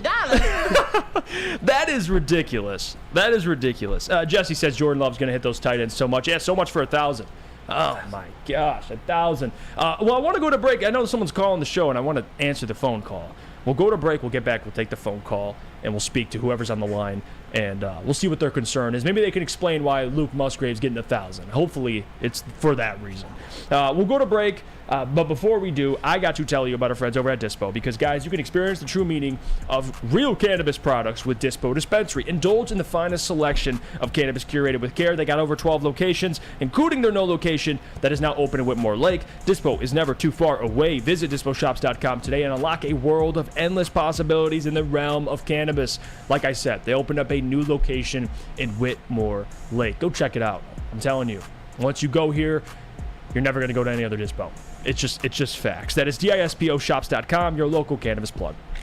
Have you ever argued with your little brother? How about some random guy you're stuck in a room with for an hour? Flannel Sam and Spencer Raxter are at each other's throats. One Spartan alumni and one Walmart Wolverine are locked in a room with nowhere to hide. You're welcome. Whether it's go blue or go green, you can go to woodwardsports.com for all the action. Coming soon to a device near you.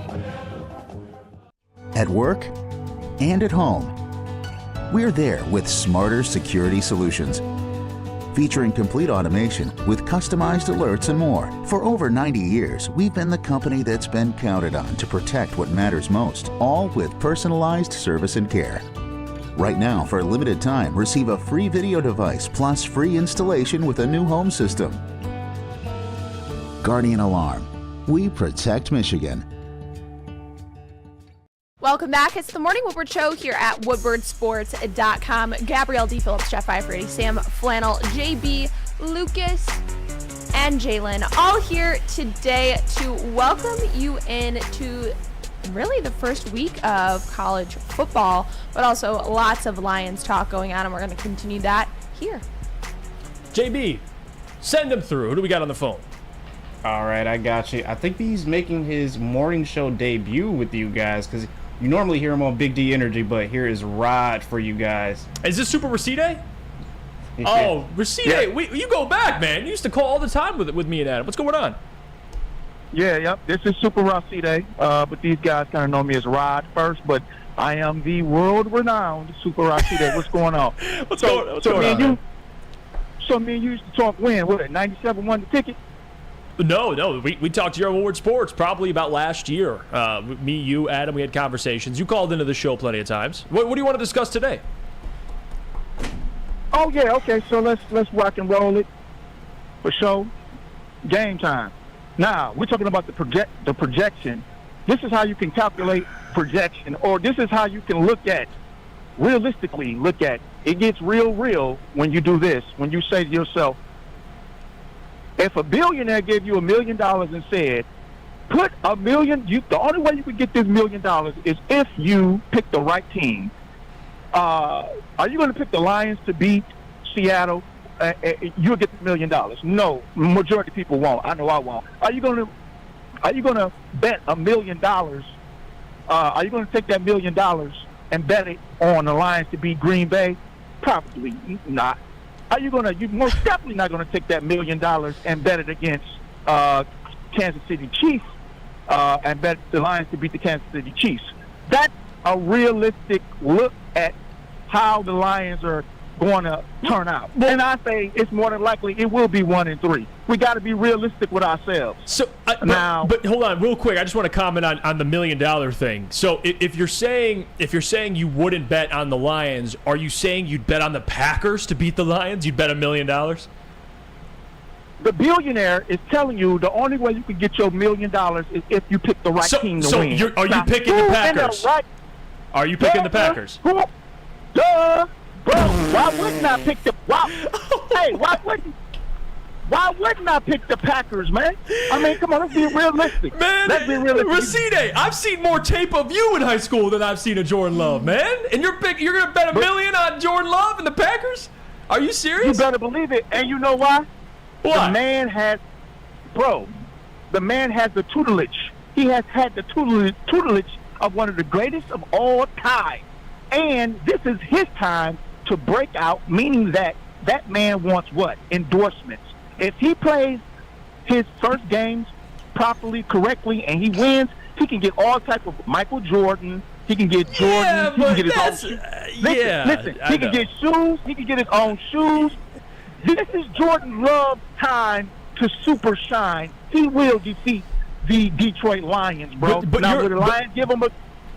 But hold on, Racine. Your arguments for Jordan Love is all based. Well, he wants a shoe deal. He's got the tutelage from Aaron Rodgers. I've seen Jared Goff play well. I've seen him beat Patrick Mahomes in one of arguably the greatest games ever on television. I've seen him beat Aaron Rodgers in the playoffs. I've seen him make a Super Bowl. You're going on, I think.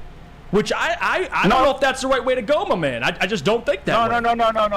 No, it's not I think. You know what it is?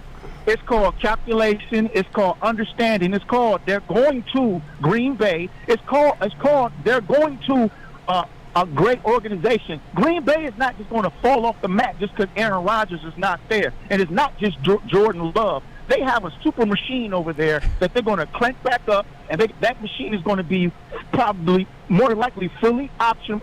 The machine is going to be fully running properly when they show up to play Jordan Love. So again, you listen, ask the people, and I guarantee you the majority of people are going to agree with me. You bet $1 million. Who you going to bet that $1 million on? I ain't betting it on a man I've seen like twice. I mean, I've seen Jordan Love play like 2 games in his career, and you're betting $1 million on that man. Come on, man. That's you because I think you drank a lot of that Kool-Aid. No, I'm just being realistic. If there's one guy that has a bigger, better resume, I'm not going with the guy that's got one sentence on his resume. Racine, I mean, come on, that's common sense. Okay. So we can say, or you can say, maybe I can agree with you with this. They might be. I say they probably be 2-2. Okay, I can give you 2-2. There you go. Let's be realistic. But for anybody that's on the chat line or anybody that's calling in saying, "Oh, you're being negative because you're not saying that they're going to be 3-1 and 4-0," man, you better just wait. They all better wake up. Stop being an SOB. Same old fan base. That's the same old fan base. That's the SOB. Hey, Rod. And also, listen, Brad Holmes needs to give Colin Kaepernick a tryout, a proper tryout. It's only fair. It's only fair. But they already Colin Kaepernick. Yeah. Go ahead. They've already addressed their backup though, so I think that conversation's who? He got hurt. They got Teddy Bridgewater. No, they have Teddy Bridgewater, who's better than Kaepernick right now. Stop it. I'm talking about third string, bro. Don't play with me. Hendon Hooker's on the injury. He's coming back in 4 games. He'll be activated. Stop it. Colin Kaepernick would bring. Let me tell you what Colin Kaepernick would do. He would bring a lot of free agents here. There's a lot of individuals that want to play ball with Colin Kaepernick. He'll bring so many free agents here, it'd be ridiculous. All right. So much endorsements and everything. So man, they better get it. All right. Hey, Ron, I was with you. Hey, listen, Ron. The whole positive thing, trust me, like 2 and 2 is ridiculous, but what the hell was that? Like, no, Ron, I ain't get with you. Sorry, the people spoke. The people spoke. They want you off the line. You're off the line. All right, but appreciate your receipt. You can call back anytime, but don't come with the Colin Kaepernick stuff. That's just not happening. We speak in reality. It ain't happening. And the whole free agent thing. Come on, Rod C-Day. Come on. All right, let's get to the question itself for today's topic after the whole receipt discussion. Sorry you had to witness that. Sam You're okay. The question is, who will be second on the Lions in receiving? In this graphic we have on Woodward Sports 2, and I'll send it to you, JB, and you can put it up. The question is, who is second on the Lions in receiving? Will it be Khalif Raymond? Will it be Josh Reynolds? Could it be an addition they make now that players are getting cut? And I'll stick with you, Sam Flannel, first. Who's second on the Lions in receiving? Ooh, you guys are really going to love this one. The man who finishes second in receiving yards for the Detroit Lions in 2023 is none other than Jameson Williams. And this is coming from the biggest Jameson Williams hater ever, as people would say. But here's my rationale for that. And I'm gonna take Sam Laporta and rookie Jahmyr Gibbs off the table, because I don't think either of them is going to be a world beater, at least enough to get second on the Lions in receiving yards. Think about this. Josh Reynolds. He's had a pretty decent career in the NFL, fairly long. His career high in receiving yards in a season is 618. Woo!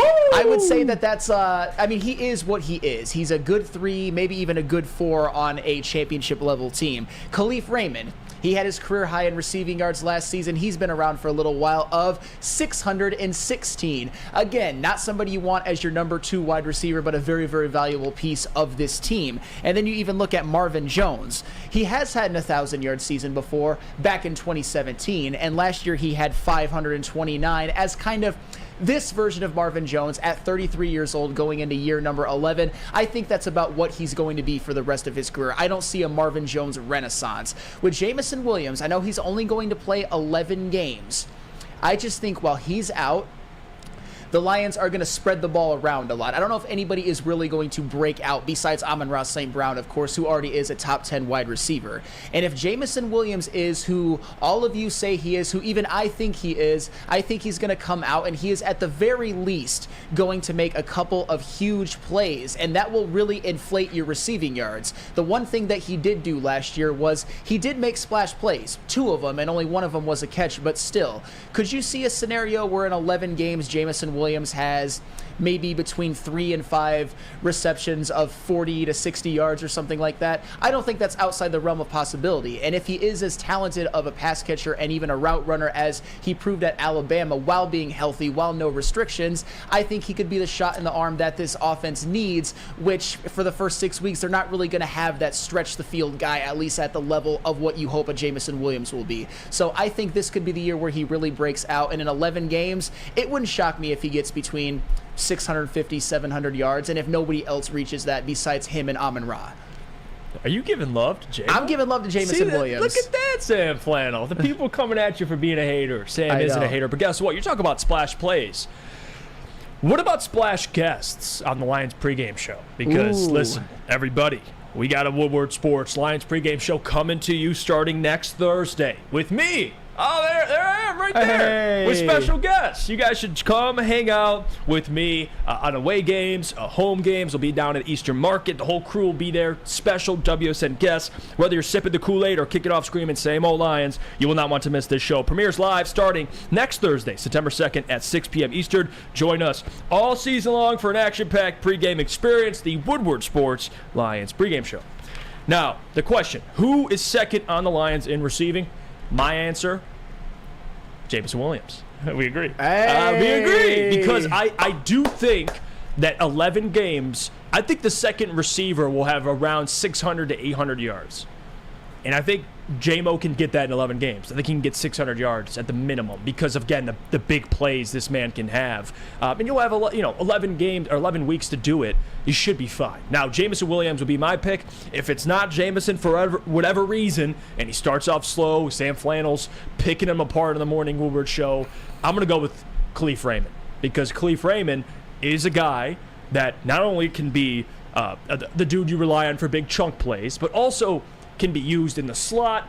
He's just a speedster, and you saw a lot of Khalif Raymond in the last 2 years and him break out and have these productive seasons. I think Leaf could be the second, but I'm going to go with Jameson Williams because that's how much faith I have in him. I've seen him touch the ball. I've seen him make plays. He's going to have 11 games to do it. Don't tell me he can't get 600 yards in those games. He can, for sure. Well, so I'm with you. I think it's J-Mo. Well, and I'm glad we are lockstep on that one. And there are a few people who agree with me who actually are like, wow, Sam, you got a good take. I have many good takes. That is just my next one in line. But still, there are a few people that don't agree with me. I think even one person said, I forgot who it was, forgive me for that, basically said that I'm smoking crack for thinking that it's Jameson Williams. Here's the thing. I respect that if you're one of the people who maybe have had some questions about him, as I have, and I still do. But if you're one of those people who just completely dismiss the one catch in 6 games, touching the ball twice, even though he was hampered for those 6 games, but still, if you completely discounted the suspension as nothing, he's going to come back and be a superstar, then I don't want to hear you guys. Then what? Do you not believe in him all of a sudden? Do you think he's going to be a guy that comes in 11 games and has 400, 450 yards? Or do you really believe in a guy like Josh Reynolds or Marvin Jones or Khalif Raymond or even like a Sam Laporta or Jahmyr Gibbs, who, for the record, I kind of dismiss them off the bat for being second on the team in receiving yards, but I would say they are definitely dark horses. At some point, what I've always said, and this isn't a hater comment, Jameson Williams will either have to put up or his defenders are going to have to shut up because he's not the one who's been like hyping him up. It's a lot of you people and us at the network. It's just he either has to put up or you all have to just shut your mouth. Yeah. Because Jameson Williams, at some point, you got to show us, as Rick Ross would say. And I think he will. And Jeff, Sure, Jeff put a great point. Nice name, Jeff Miro, by the way. He says if he has 2 receptions of 40 yards a game, that's 880 total in 11. Oh, okay. He's not going to have 2 40-yard receptions a game. That's insane. Yeah, well, just think about it, though, in the context. I don't think we'll have 880, but if he can get 600, he can do that. The big chunk plays, and he kind of showed that last season. And that's what I think about Jameson, too, is you look at his explosiveness in this offense that's much needed. Now, you got to see J-Mo in the preseason, but he didn't have Jared Goff. He didn't have, Amon-Ra attracting all the attention defensively. He didn't have this offensive line protecting for whoever was at quarterback. Like, it's a little different. So I think J-Mo is going to hit the ground running, and as he should. You drafted him, with the 12th pick in the NFL draft. You expect him to go out there and eat.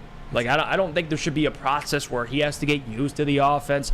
Like, no, as soon as he is available, produce. Sure. There you go. And if he does that, Sam Flannel, the noise, people won't be hating or finding every reason to hate on Jameson Williams. If he puts up, the people will shut up. You're absolutely correct. We're going to go to break. When we get back, we'll get to our segment now, Fast Takes or Short Takes with Long Drink. Short Takes with Long Drink. So get your takes ready. I can't wait for that. Get your take ready. I got mine ready. Can't wait to get to it. Before we do that, we got to hear about our friends from Big Boy. Michael Gentry, do you have Big Boy? Nope, not JB Gentry. has Big Boy. It's me. He goes, it's me, JB. It's me. It's JB. And Strawberry Fest is back at Big Boy. Try the classic items like the strawberry hotcakes, the mouth-watering red velvet waffles. But if you're not feeling breakfast, try the strawberry bacon chicken wrap or cool off with their refreshing summer splash salad. And don't you leave Big Boy without getting yourself some dessert. They've got the berry delicious classic strawberry pie, the deep fried vanilla Oreos, the strawberry hot fudge cakes, and of course, so much more at your local Big Boy.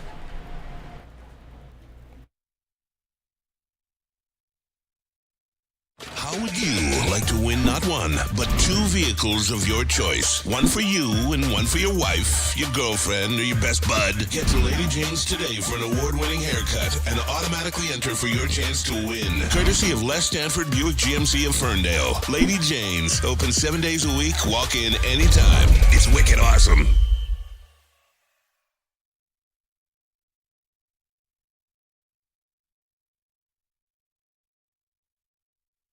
Introducing the Planet Fitness Guide to getting that post-workout glow.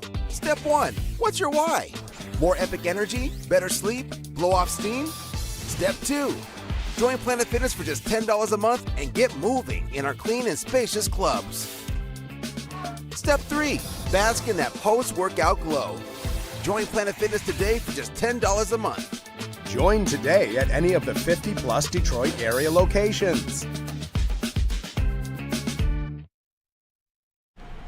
When buying or selling real estate, flexibility and control over the sales process is key. Sellers, how would you like the freedom of canceling your listing agreement at any time for any reason with no penalty? That is exactly what Mark White & Associates offers. It's called the Minute-by-Minute Listing Agreement by Mark White & Associates. Try Mark White's risk-free minute-to-minute listing agreement today. Looking to buy or sell real estate? Visit markwhitesells.com or call 248-290-8242. Again, that is 248-290-8242. markwhitesells.com, where flexibility meets success.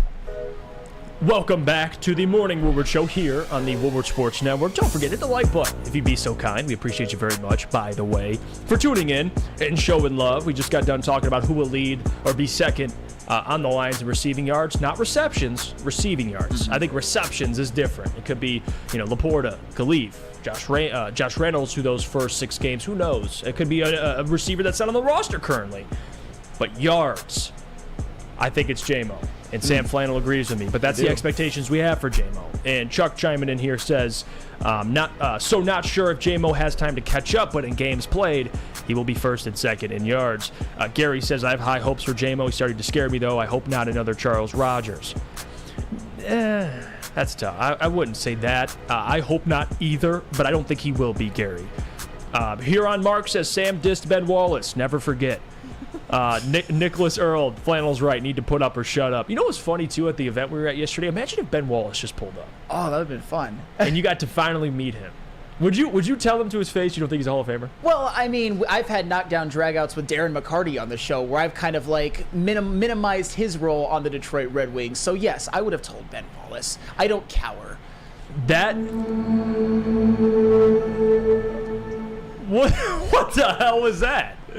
That was like some what do you call it? Like, I don't know what that was.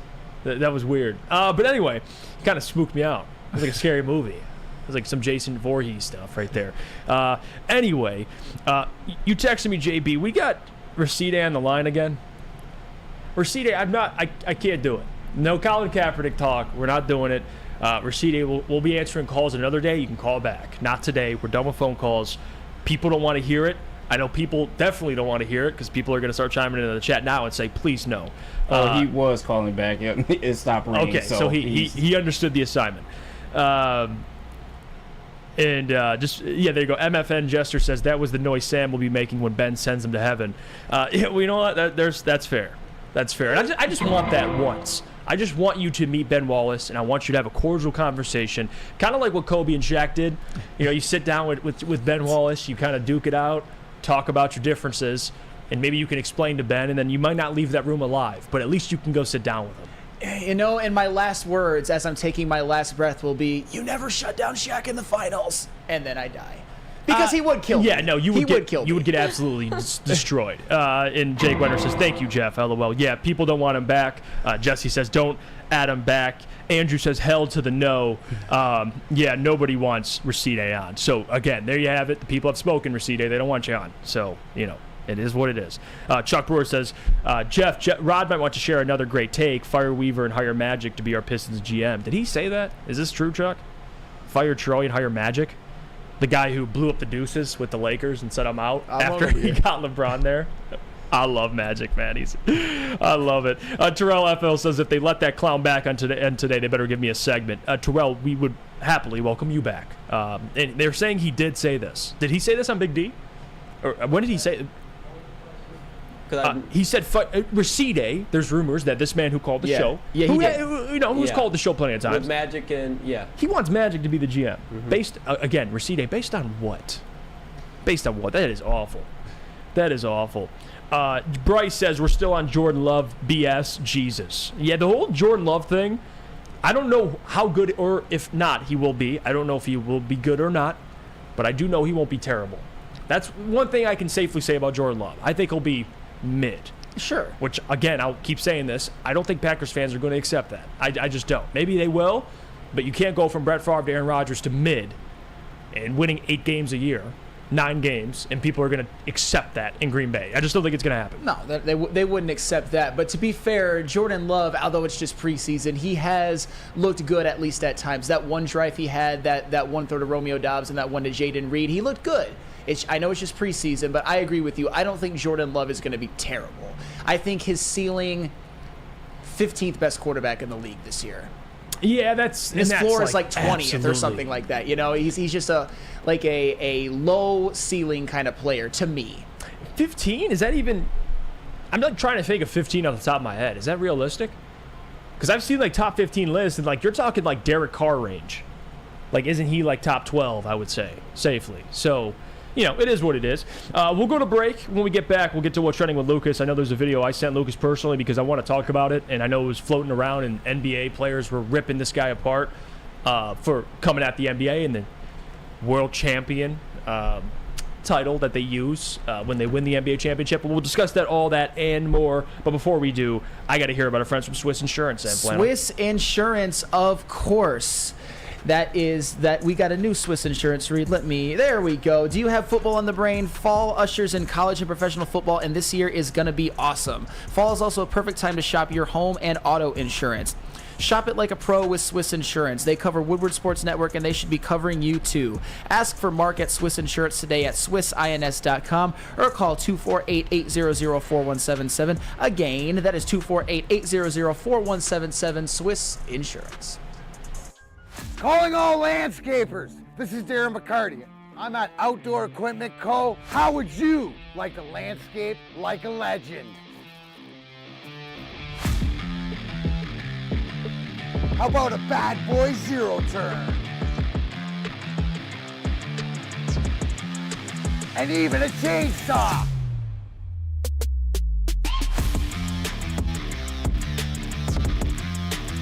And even a weed whipper. So register today at OutdoorEquipCo.com, and even you could have DMAC on your landscaping crew. Now, coming to Woodward Sports, Woodward and Main Street, the Woodward Sports Network Detroit Lions show. Let's go! Catch Gabrielle D. Phillips, Matt Broder, and Terry Foster for all the latest news on your Detroit Lions every week. Only on the Woodward Sports Network YouTube channel and woodwardsports.com. Welcome back to the Morning Woodward Show here at woodwardsports.com. Thank you so much for tuning in this morning. We're happy to have you here. Now go and like and subscribe. And if you're listening via podcast, download this episode and leave a 5-star review. And then follow us on all social media at Woodward Sports for great updates throughout all of football season. Now it's time for What's Trending with Lucas. Check the time. And joined with me is Jalen. HTV got that great video out the I look at Jalen behind you and I'm like, I almost want him to be like fully out or fully hitting because he's like it's peering over your shoulder. Pause. But Jeff did speak. He wanted to play this video. Noah Lyles, track star for the U.S. He had some words to say about the NBA team that won the final, and this is what he had to say. World champion of what? The United States? You know, the thing that hurts me the most is that I have to watch the NBA finals and they have world champion on their head. World champion of what?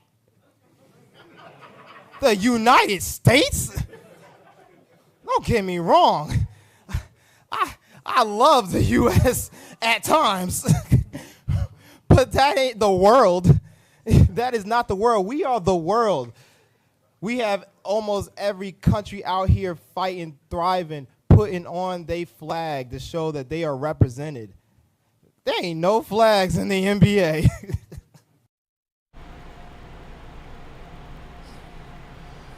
Noah Lyles. And by the way, I respect that man. He's a beast. Competing in the Olympics, like he's a terrific athlete. This has nothing to do with him as an athlete or what he's accomplished, because he has accomplished a lot. Does he understand why they call it world champions? Like, and again, he's not wrong technically, because The NBA, it's national, right? When college, you win the national championship. But the MLB has the World Series. And there's players from around the world in that World Series. But the NBA has players from around the world. And I'll tell you one thing. Who just won the NBA Finals? Well, the Denver Nuggets. And who was their best player? A foreign player from Serbia. And Jamal Murray, their second best player, is from where? He's from Canada. Oh, okay. So this is why it doesn't make sense. Like, in Don Beats, I'm with you, bro. He says technically he's not wrong, but he is wrong at the same time. That's how I feel. Like, he's wrong, but he's not wrong. Like, they do call it world champion, but I'm telling you right now, the Denver Nuggets, I don't give a damn who they... I mean, you take the Miami Heat, for example. You put the Miami Heat against anybody in the world, they would probably beat 90% of those rosters. And by the way, the world has gotten a lot better. USA basketball, the competition levels kind of evened out a little bit, but also the best players in the NBA are not playing it for USA basketball anymore. That's the other part of it. Imagine if they sent out KD, Giannis, LeBron, Jokic. Like, who's beating that squad? Nobody. So the point is, the NBA, when they win a championship, they call it a world champion. But again, I get why he's salty, because he's like, I'm competing in the Olympics. I'm competing against other countries. How dare the NBA call it a world champion? But he doesn't understand, dude.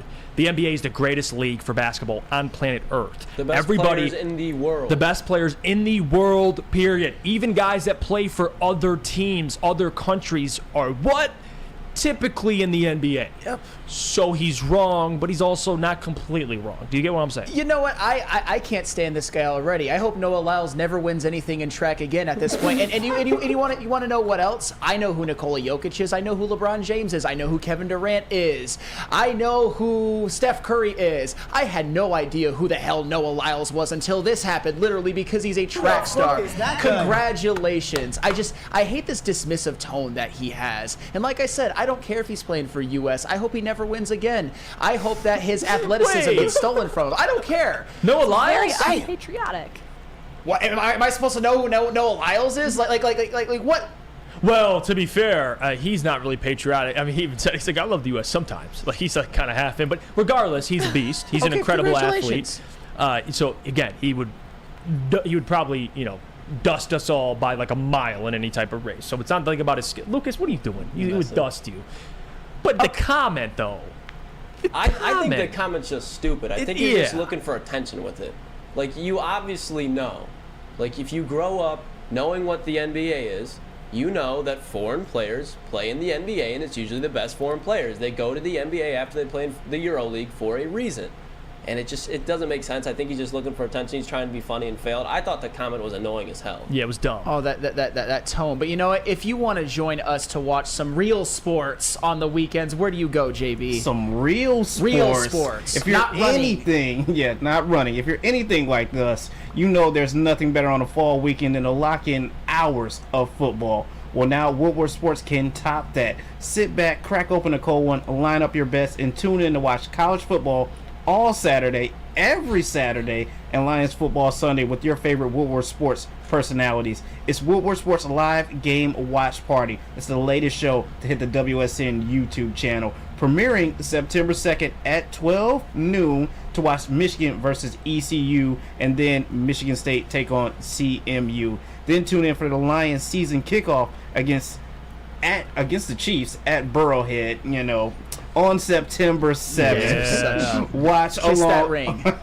Watch along all season on the WSN YouTube channel. Oh, let me just throw this in. It looks like this Noah Lyles was in the 2020 Tokyo Olympics. He must have won gold in every single race. Oh, that's right. He won the bronze. I know he's a world champion, and I get it, but still, it's just the tone and the dismissiveness of being an NBA champion is just, it's real rich coming from a third. If you're not first, you're last. That's what I heard. Yeah, so Ricky Bobby. Yep. So Noah Lyles, you can continue doing your track thing and just stay out of all NBA talk ever. You want the NBA to play the Spanish League champion every year, the Greek League champion every year. How about the Major League Baseball? They play the Japanese champion every year, the Cuban champion every year, the South Korean champion every year. How about that, Noah Lyles? Would that make you happy? Let's change everything to make you happy because they're not world champions. I hate this guy. I hate this guy. And Detroit Dabber 313 says the USA is imperfect. Oh boy, Jeff's going to call me unpatriotic now. No, I'm not saying that at all. The USA is not perfect. But for this comment, though, I think he's a little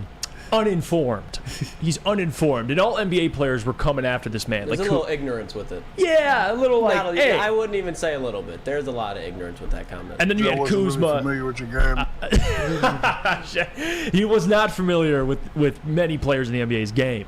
But regardless, you got anything else for us, Lucas? Oh, yeah, we'll touch on it real quick. So, you all, Jeff, especially, you know who my darling was coming to this NFL season, Clayton Tune. I do. And has now announced that, well, Colt McCoy's been released, and they have signed Josh Dobbs. So, Jesus. Schefter either says on it, either veteran Josh Dobbs, who Arizona acquired last week, or rookie 5th-round pick Clayton Tune will start opening day at Washington. It'll be Clayton Tune. It'll be Clayton Tune, baby. I think so. It will be. What do you think will happen with Clayton Tune realistically? Because I've been calling this. Been calling it. Well, you think he'll flame out in 4 games, and then that'll. No, I'm just kidding. I don't hate Clayton Tune. I know you've talked about him for a while. I mean, for a 5th-round pick, the guy put up numbers at Houston with Tank Dell. Like, I don't care where you play, you put up numbers at Houston. 10 interceptions. He's got good size. He's mobile. I don't hate it. Now, can Jonathan Gannon coach? We'll see. Like, I don't know about that. And I don't know if Arizona is the most ideal situation for any quarterback, but the fact that they cut Colt McCoy, that tells you something. And they liked Colt McCoy. They did. And I don't think, I saw a comment too, Colt McCoy's like never been cut or something like that. Mm-hmm. Like he's always just been a solid backup. Shots. And then Arizona says deuces. We'll take Clayton Tune. You know what, Lucas? I don't want to hear a word about your so-called victory lap and how you were right about Clayton Tune. I didn't even take a victory lap. It was the most obvious tank job in the history of the NFL. Kyler Murray's out. They released Colt McCoy and they signed Josh Dobbs. Congratulations, Clayton Tune. You can beat all of those guys out, including a Josh Dobbs who just got traded for just like 5 minutes ago. So when Clayton Tune inevitably leads this team to a 2-15 record, which is the plan, and he never plays in the NFL significantly again, and Kyler Murray comes back, or it's Caleb Williams, I don't want to hear it. Congratulations. You got the most... This is the most obvious tank job in the history of the NFL. I'm not saying you're wrong. All I've been saying they're is Clayton tanking. When draft season was upon us, I said Clayton Tune's going to be a starter in the NFL. Congratulations, by default. And look here. Clayton by Tune's default, probably going to be a starter in the NFL. But that'll be it. Send it back to you This guys. will be like Davis Mills with Houston. Like you're just quarterbacking a team we're going to lose. Clayton Tune's much more athletic, but he has nothing around him. I don't see how he can succeed. Now, will he? Maybe. It's Clayton Tune, baby. No, I know. That Tune magic. Like you look into like a little fortune ball, like I'm looking right into it, and I just see 2-15, like what Sam sees for Clayton Tune and the Cardinals. But Kyler Murray should be back this season. I think he's out the first 4 games, but I don't even know why they're going to draft Caleb Williams because he needs to come back because he wants his spot back. That's the smart move. If you're the Cardinals, which again, they were dumb already to pay Kyler Murray. They were stupid to give him the amount of money they gave him. But you got to fix it. You got to pull what you did with Josh Rosen. You draft Josh Rosen. You follow it up. You get Kyler Murray. In this case, though, you already paid Kyler Murray, but lose, get Caleb Williams, eat the dead money, move on. At least you got Caleb Williams. Like, if you move on with Kyler Murray in that contract, they're going to be in purgatory with Jonathan Gannon. Fireworks. Pew, pew, pew. What do you say? Shots. Explosive. Shots. Dude, that was the most embarrassing. Stupid. Yeah. Jonathan Gannon's going to fail. Like there's no shot. He's a placeholder. That's what he is, like, man. in an offense, they're going to draft Caleb Williams, and then he's going to have a defensive-minded head coach with Jonathan Gannon if he stays there. Actually, good question. Does Jonathan Gannon get Steve Wilkes? That means he's there for 1 year. Yes, he does. Wow. Yeah. Or Nathaniel Hackett. Yeah, again, he didn't even make it. Again, guys, this is the way the NFL is going. The Bears, the Cardinals, they just can't seem to comprehend it. Offensive coaches for a young quarterback. Do it. I agree. It works. Do it. The Chargers are about to do it next offseason when they fire Brandon Staley and they bring in your OC, Ben Johnson. That's what they're going to do. Do it. Not Jonathan Gannon. Not Matty Eberflus, from Toledo, by the way. Shout out. Hire 2 minutes down the road. Get an offensive coach for your young quarterback. End of story. That's how you do it. We'll go to break. We get back. We'll get to mailbag. Get your questions ready. We'll try to get to as many questions as we can. But before we do that, Sam Flannel, where can I get the guns right? Or, Gabby, where can I go work out? Yeah. Can you tell us about Planet Fitness? At Planet Fitness, because Planet Fitness is where you can go and improve your mental and physical health. You can sign up right now at planetfitness.com or go to any Planet Fitness location. They are the home of the judgment-free zone. You'll find me there every single weekday morning because guess what? Your fitness is essential. There you go, Gabby. Since the dawn of moving people, Chevrolet has led the way. The world of transportation is changing. At Feldman Chevrolet, we are leading the charge forward. With every electric vehicle, every mile traveled, one Feldman at a time. The company that puts more Chevys on Michigan roads is now the #1 name for Chevy electric vehicles. Winners, losers, pushes and draws, over-unders, prop bets, futures and spreads. Are you sick and tired of your picks being losers? Do you want to learn how to bet like a champion? Well, Woodward Sports searched the globe for the most dangerous man with a bet slip in his hand and gave him a show. Coming soon to Woodward Sports. Tune in every weekend as we introduce the greatest gambler to ever walk the earth. Hi, I'm Booner, and I don't lose. Welcome back to the Morning Woodward Show here on the Woodward Sports Network. Appreciate you guys for sticking with us, for tuning into the program. Don't forget, hit the like button on the stream. It supports us, supports the channel, helps the algorithm. If you'd be so kind to do that, I much appreciate that. Don't forget, subscribe to the YouTube channel. We just hit 47,000 subscribers. Trying to get to 50. That's the goal here. If you can't watch the show live, you can always go back, re-listen on any podcast platform you get your podcast. Morning Woodward Show. Leave a 5-star review and tell us why you love Sam and his wonderful flannels. That's what we're looking for. Let's get to mailbag. The questions are already coming in. The first one we'll start off with is from our friend of the show here, Jesse. Jesse says, Mailbag Jeff, can you ask Gabby if my guy from Team Longo, the All-American, a.k.a. Chris Weidman, was walking okay after both his legs got taken out, beaten down badly a week ago? He went out and golfed yesterday. Golfed.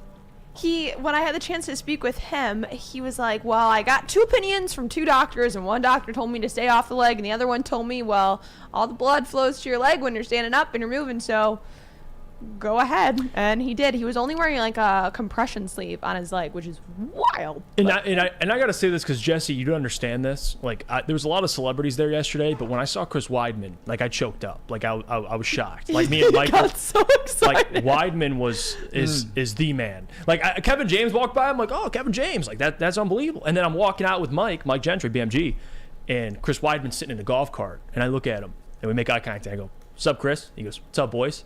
And I walk away. I was like, that's Chris Weidman. Like, to Mike. I'm like, that was Chris Weidman. Like, that, out of all the people there, like Mark Wahlberg, Chris Weidman, dude. Like, there's something about seeing UFC fighters in real life. Like, there's this sense of, like, this guy's a badass. Mm-hmm. Like, he takes people out for a living. Like that's what it's different. I don't know how to describe it. Ryan says Jeff had a brick. I might have. I mean, there's no confirmation there. Let's get to some of these other questions here. Big Con 51. What has to happen for the national narrative to be in the Lions that are that good and not the Chiefs look so bad after we beat them? I think Jones has to play and Chiefs have to put up at least 30. If they win a shootout, then I think you win that narrative. But who cares? Win's a win. I don't give a damn how it happens. I don't give a damn if you win 10-7, you win 3-0, or you win 38-35. I don't give a damn, Sam Flannel. Just win. Yeah, and the whole... I know Neil Rule has talked about this a lot on Big D Energy, and I think I have a little bit of a fundamental disagreement with him when it comes to the Kansas City Chiefs game, because he's big on winning that game for the national narrative. And I personally think it's one of the least important games of the season because it's one of the toughest games, and if they lose, to me, it's no big deal. But maybe it's my non-native Detroiter side coming out where I just don't care about the national media as much as some. But you know what everybody should care about? The Woodward rivals, that is. Myself and Spencer Raxter, Woodward Sports resident Sparty Spencer Raxter, and myself, Walmart Wolverine. Flannel Sam go head-to-head in Woodward Sports' latest show, Woodward Rivals. You don't want to miss myself, Flannel Sam, breaking down why this may be the year for U of M or heavyweight Spencer Raxter. Body slam every Flannel Sam stat that comes his way to defend Sparty's honor. I'd like to see you try, spend more racks. I've been working out just for this. Tune in on the Woodward Sports YouTube channel for the premiere. actually on Thursday, August 31st from 7 a.m. to 8 a.m. weekly. Don't miss the most anticipated Michigan State show Detroit has to offer, Woodward Rivals. And look at this question, too. Don Beats, Mailbag Sam, are you okay? Who pissed in your coffee this morning? We can jump him. Don Beats, you let the man know the name. He'll take care of it. No, I mean, who pissed in your coffee this I morning? appreciate that. I think I've actually been pretty chipper today. I know these last couple of segments. Noah Lyles comments for sure. It was the tone. It was his dismissiveness of the NBA.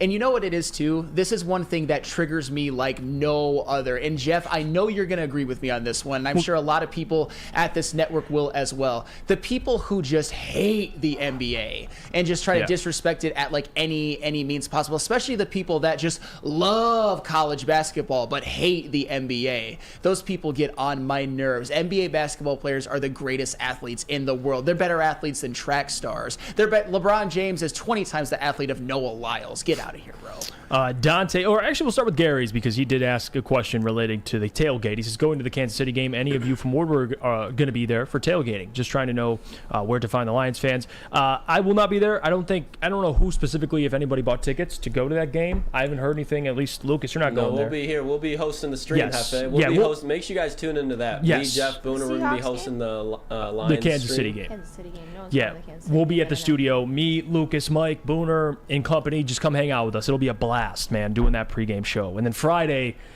it's just going to carry over. Like, it's just like I don't think we're sleeping 1 hour. If the Lions win, we'll just keep that stream going till like 3 a.m. you get a Lucas cam. We'll sleep on the couch. Oh, dude, wake I'm up, sleeping repeat. Yeah, if they win, I'm bringing like a blanket and a pillow, lay out on the studio, wake up at like 6:45, get everything ready for the show. We'll be back on a Victory Friday, baby. Yeah. We'll be celebrating on the show too. Let's see. Jack says, Mailbag Jeff, can we see your fantasy football team tomorrow? Yes, I'll throw it up in the first segment. You guys give me a grade. Mind you, it's not like a professional league. It's my buddies, and they're all like the casual sports fans. They're all, they're out of state, so they're all fans of different sports teams. Trust me, I sent my team to Adam, and he was like, what? Like, when I send my team to people, they freak out. So, again, the league is respectable, so I don't want you to think I'm playing with like 12-year-olds. My team's pretty good. All right. I can't lie to you. Oh, you're throwing it up already. All right, well, there you go. Baby Back Gibbs is my team. Look at that.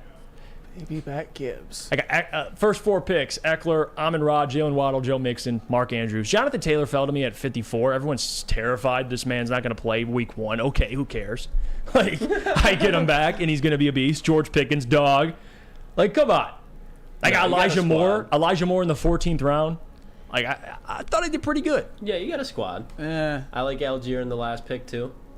No, I mean, I don't hate it. I fundamentally dislike how much fantasy football has basically elevated Austin Eckler's career. Because in a non-fantasy world, he wouldn't even be considered a top 10 running back. But now there's people saying he's like top 3. Get out of here. I love this. And CJ Schneider, who are you drafting with? It's 10-team league, PPR, and it is guys that they're not clueless. Like they know football, but clearly you guys are much more serious about fantasy. So trust me, it's not the type of leagues you guys are playing in. We got a Woodward Sports League that we're going to be playing in soon, and that'll be a lot more competitive because everybody's going to be, beefing about who they're taking, and we have similar interest.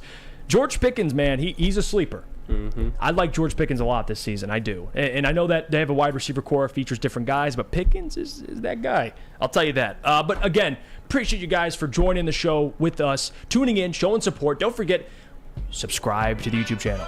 Lucas, right? Hit the subscribe button. Hit the sub. Get a couple likes. To the channel.